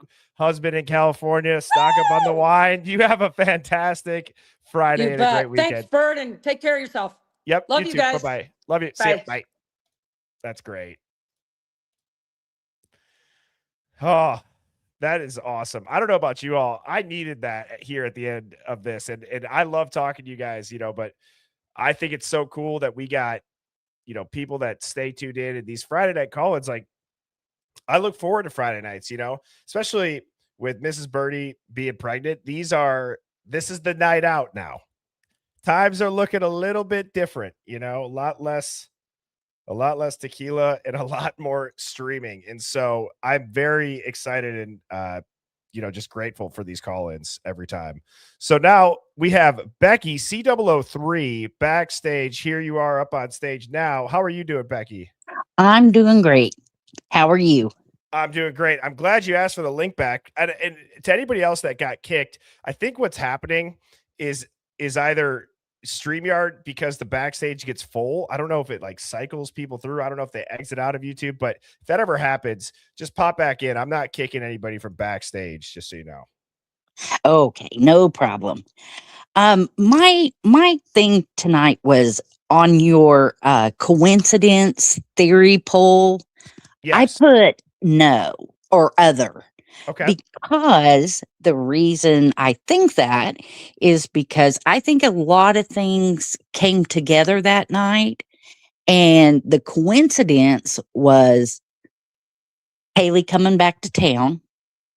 So whoever had a beef with her, right there before Thanksgiving break, thought, this is my chance. I have to confront her, whatever. Now going back to BK, I think that with the chief of WSU saying, "Oh no, we didn't accept him for that position," I think that's a bunch of bull. I think he was employed by that, and I think either he found something out about the law enforcement not doing something that he thought was correct, or maybe the case he was working,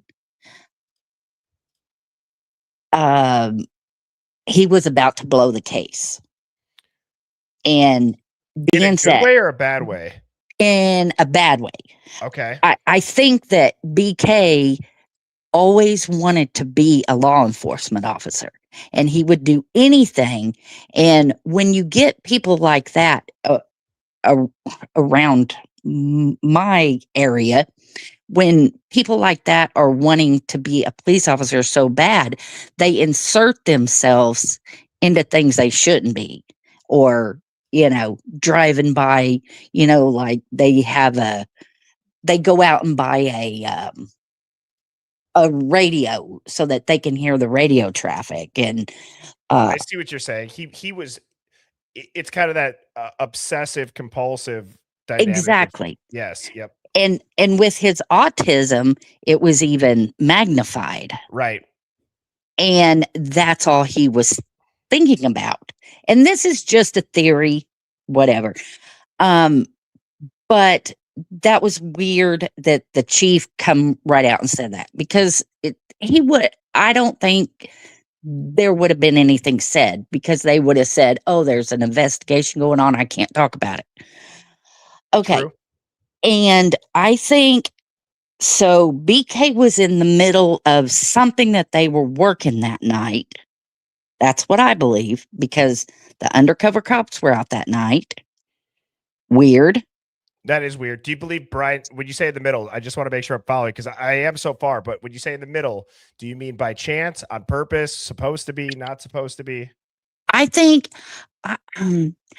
they were working a case. I think they had gotten some information, and I think, like I said, I don't know whether BK, was one side or the other, that found out that law enforcement wasn't pulling the line, like, staying above board on the law, or if they were doing something underhanded, or if BK just took it upon himself to do something in the investigation that put his life and the whole case at, it could, just totally disperse, because he would have run the case. That's what I'm leaning toward the most, is he inserted himself and almost blew the big picture case that the state and the other agencies had been working on for so long. And so I think that's why they took BK, and he shows no emotion when he's at the sentencing, he looked straight at him while the families are telling him he's a piece of crap. And he's just thinking, oh, well, I'm going to get out of here. And then the video comes along with him being in his jail cell. And, now they're saying, oh, well, we're going to get a hold of whoever leaked that. Well, you never hear anything about it. Right. Nothing's been said.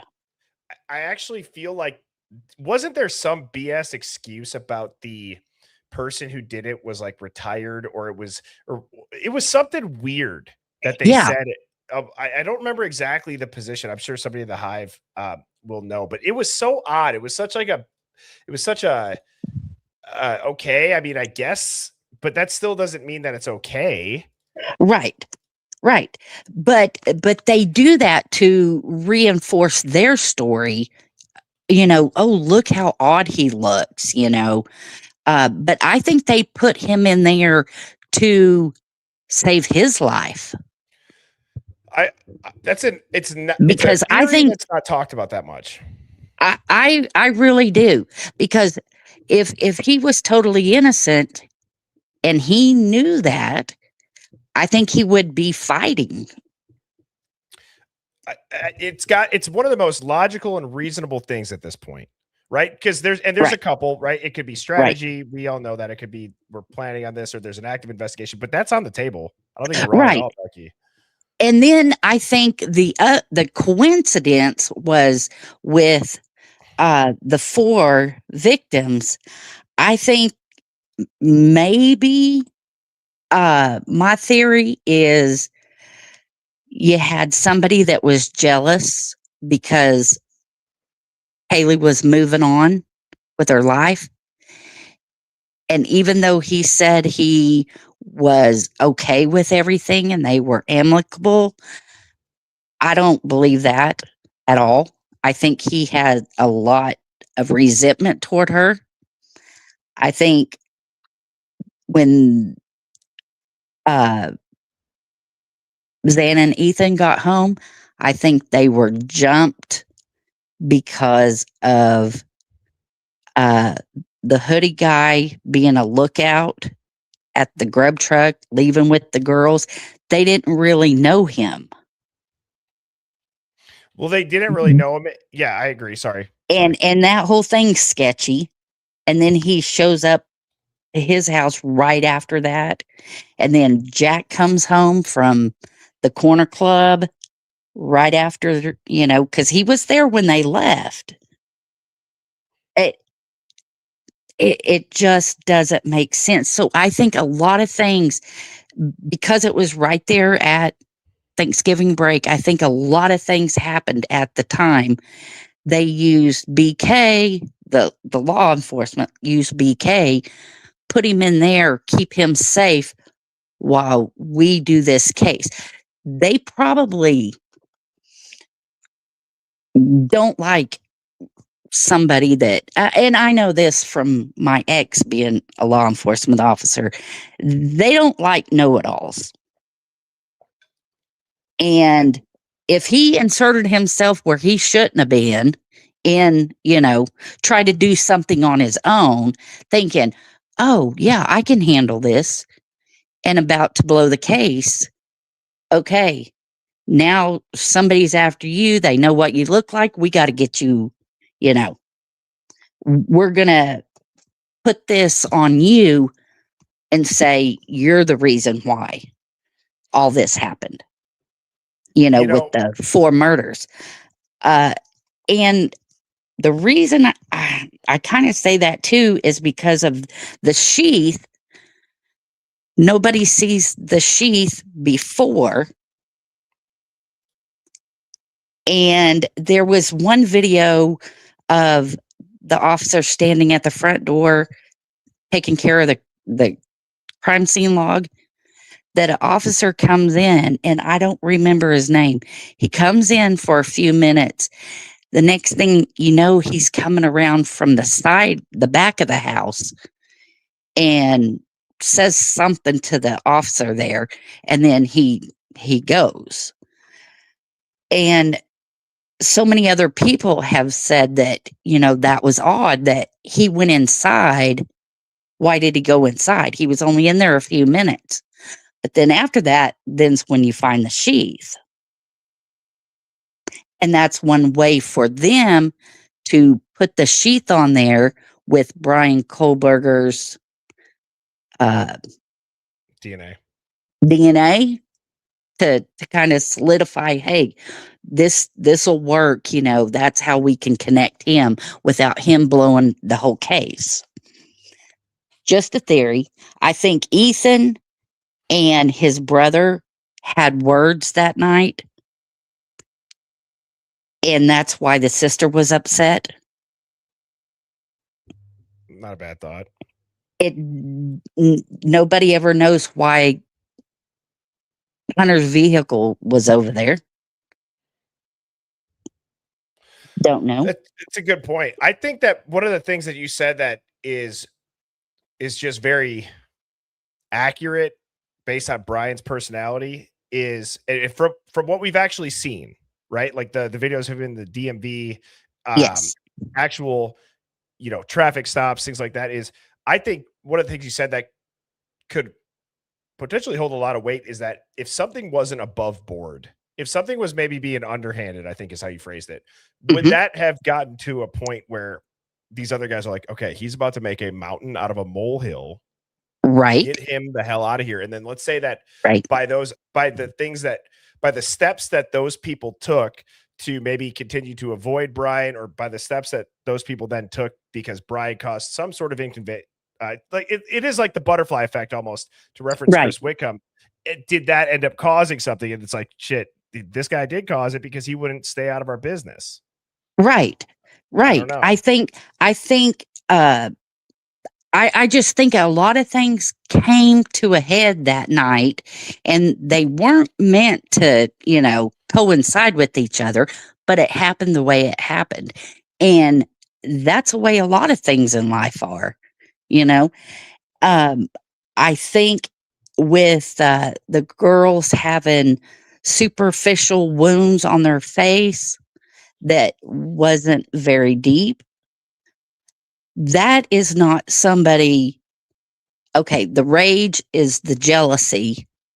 That's why it's so brutal.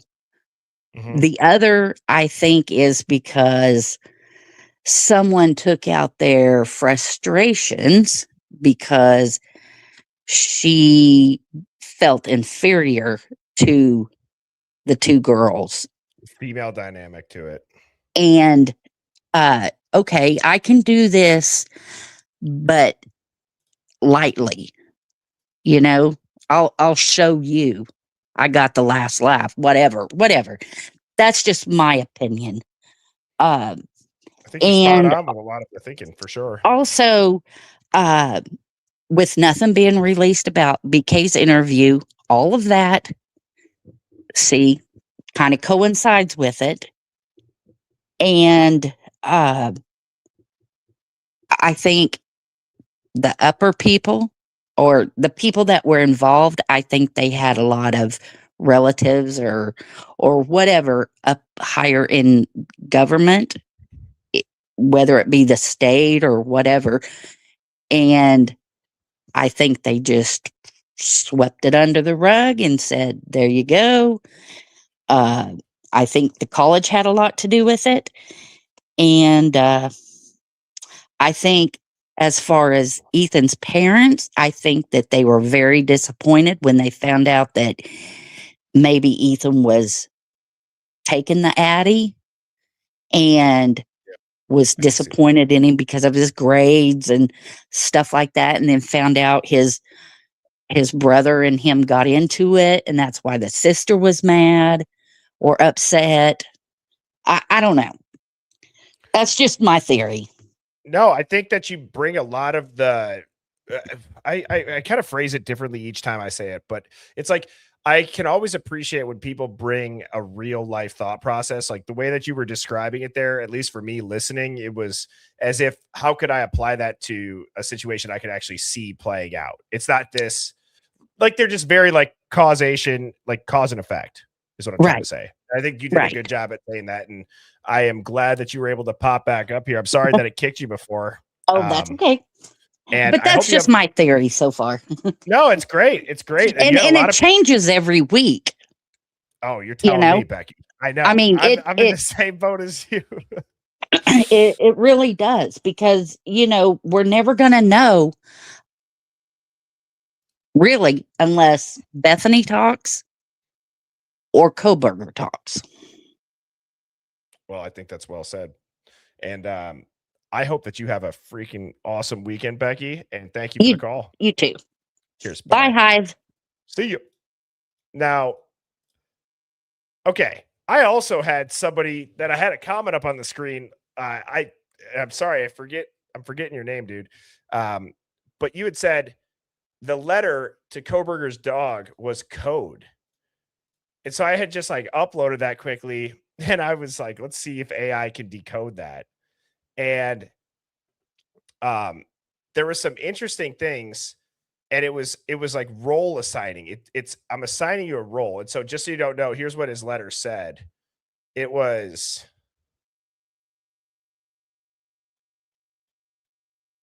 Jesus, typed a lot.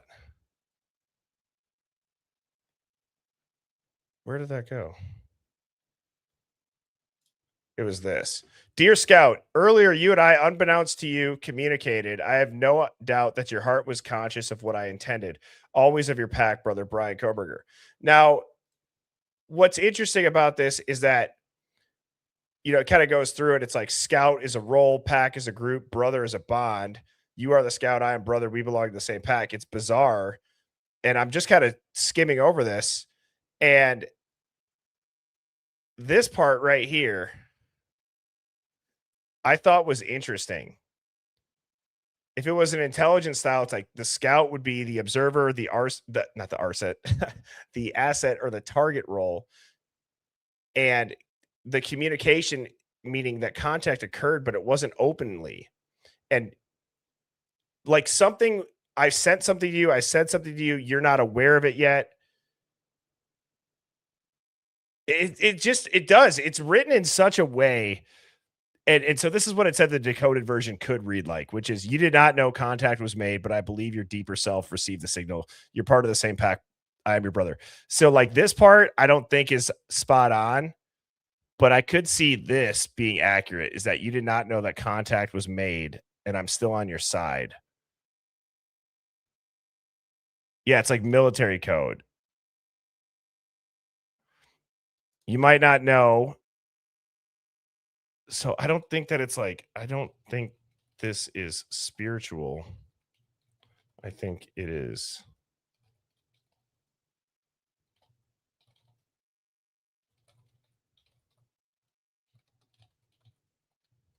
Okay, well, that is kind of just figuring that out. I want to make sure I don't forget these. So Pineapple Diana said, sorry about the disconnection. Food for thought. Kaylee Wynn 1112. A perp breaks in her car maybe 6 months before event. Suitcase and car issue. Where was the camera? Yes, there is a body cam clip of that. And I believe that did she say she found her underwear like in the cup holder, or the underwear was like next to the car? Her suitcase was rummaged through. I agree. Where's the camera for that? You would think you might get one after that. Great point. Kim Mystery 777 said the biggest coincidence: Canfield Mountain ambush and Angie Dodge case. Now the Canfield Mountain ambush, that was where the firefighter sniper attack happened, and the Angie Dodge case, that was in Idaho Falls in 96. The true perp was apprehended in May 2019. Because a discarded cigarette led to it. Wow. That is a crazy coincidence, Kid Mystery. Thank you so much for the super chat and sharing that. Angel Heart coming in big again with the multiple 5 membership gifts. Thank you. Mike DeSpit said, interesting find. Tristan Randall, Colby's brother, died suddenly in 2023. Would be interesting to see if we can find out the circumstances.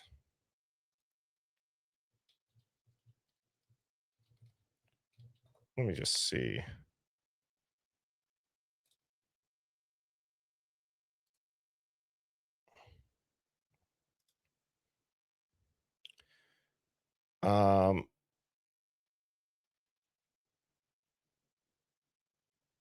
It said autopsy was completed. There were no signs of blood clot or aneurysm. Now waiting for toxicology results. It's too bad. And Hot Girl Bummer said, I love this caller. ADHD sister or sisterin. Bellavicia said, I love this caller. And Angel Heart, thank you for the super chat, said, we are the unbreakable Hive. And because of Birdie and these beautiful mods, we thrive. It's my pleasure to help when I can. It really is. Well, thank you so much. I appreciate that, Angel Heart. You've been gifted your tail off. And I appreciate it. I know a lot of people do too that receive those memberships. One of my favorite things about the Hive is, and it's not, and I hope you guys know, it's like, I'm not ever like comparing. Most times, you know, I just want you to know, I'm not doing this for other creators. I'm doing this for us. I'm doing this for you all and for myself. Like, I really do look at this all as one. Not that I need to harp on that or get on my soapbox, but some of the things that the caller said tonight, I just want you to know that means a lot to me. And I really appreciate you guys taking the time out of the call in to say that. And just know I want to reciprocate that back as much as I can. Okie dokie. Lisa, thank you for the super chat. Civilized Custom said ADHD, empath, whatever it is, make it your superpower. Totally agree. Totally agree. I have a love-hate relationship with the ADHD brain. And it actually, funny story about just like big pharma. I remember being in like 4th grade. I had a teacher that, for whatever reason, like had said to my parents that I have anxiety. And on 4th grade, I got put on freaking Lexapro. And I'm like, none of this works, blah, blah, blah, blah, blah. I hated taking it. Get into a fight with my mom about it. 8th grade, I stopped it. Then it was like this terrible situation. Not terrible, but it was just this pattern of since 4th grade, you know, it was like, oh, anytime a change occurs. And I'm like, not old enough at that point to explain clearly, because you just get this generalized diagnosis of anxiety and depression. And I was a happy kid. I was all this stuff. And so, you know, I really went and I tried to figure out what it was. And I learned, you know, ADHD is not just what people would assume with not being able to sit still or getting bad grades. There's a lot of things that many people don't know about it. And it's the way that you know, internalize things, and you have an interest-based nervous system. And so you can get into these flow states that most people wouldn't understand, where you'll be looking or watching something for hours and you never thought about eating. You never thought about drinking. You never thought about any of that. And somebody could ask you, do you want to go grab lunch? And you're like, no, I'm good. I'm going to finish this out. And so that really helped me, you know, just kind of understand. And it was very odd, you know, being told your whole life you have anxiety and depression when you don't. Okie dokie. Lisa, thank you so much for the super chat. MMFL497 said, damn, Gina. Agreed. Please have her on every Friday night. Yes, thin as frog hairs. You have quickly risen the ranks to a Hive favorite for call-ins. That's amazing. That one that fit, or the one that fits, says new favorite person. LOL. Love you, Birdie. I agree with everything she said about you and the Hive. Well, thank you all again. You guys get the GOAT Award. Another fantastic call-in stream under the Hive's belt. And I just want to see if this this AI thing figured anything out. Okay, this is weird. What the hell? This is actually crazy. I can already tell it's going to be wild. Hopefully. Okay, so if we stop reading this emotionally or spiritually and you treat it like a riddle or a cipher, the strongest hidden message I see is rule me. If you take the 4th letter of each word that has 4 more letters starting at the beginning, you get rule me. The cleanest hidden in plain sight message in the text. And the creepy part is that the letter basically gives you the instructions. Scout would mean to look and search. Unbeknownst to you would be hidden without you knowing. Communicated in quotes would be that it's not normal communication. Heart would be look inside the word or inside the text. Pack would be a group of the words or group the words. Oh, so group the words. Brother is insider language. So the way someone would read the hidden message is rule me, or even more directly, Scout. The message is the message hidden inside this is rule me. I'm not saying that this proves anything by itself, but it's a coded note. The visible letter says we communicated. The hidden line says rule me. That's very odd. I'm going to dive into that one more. That's the type of stuff that I geek out on. Even if it is just, the AI thing too, it's very interesting. It just brings a different perspective, and sometimes it explains it so simply, and it's like, how did I not see that? Not necessarily that one. That one's kind of crazy. I mean, that one is crazy, but there's other things that just when they piece it together, like, there's a car leaving at the exact moment that they say Xana would have been. I think it was Xana when the narrative says that they would have been killed. So, yeah, tell me what to do. See, okay.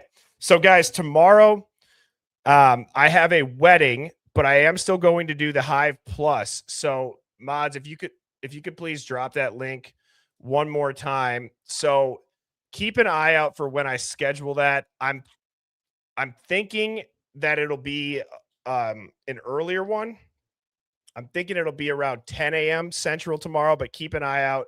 It might be 10:30, it might be 11, but 10 a.m. Central approximately. I will be doing the Hive Plus War Room, and I'd like tomorrow to be kind of stuff like what we just did with the letter. And again, everybody can watch those streams. Nothing as far as viewing it is behind the paywall. Just tomorrow the chat will be for Hive Plus members, which is our version of it. What do you guys think about that? Type of one. Does that sound kind of fun? I think that'd be interesting. We haven't really done that in a while, and just looking at that letter, and I think that'd be interesting because I think that Brian Koberger is such a huge piece of this that while yes, we could look at him as a wrongful conviction, it doesn't mean that he can't have some of the answers. Right. And so Hive, I hope you all sleep great. Be safe tonight. Don't drink, don't drive, or if you do drink, don't drive, get an Uber. And I hope that you all sleep very good. Mallory, thank you for the call. Aurora Rain said, rule me. Psycho Fool, thank you for tuning in. Knees to chest, Bish. What the hell? That is a crazy username right there. Knees to chest, Bish. That's incredible. UFO Dog, sleep good. Love always truth. Luna, thank you. So Luna, Dawn, formerly known as Beck at the UFO Dog, as always, phenomenal job. Cookies Corner 420, sleep good. Kathy Macklin, Mom Red.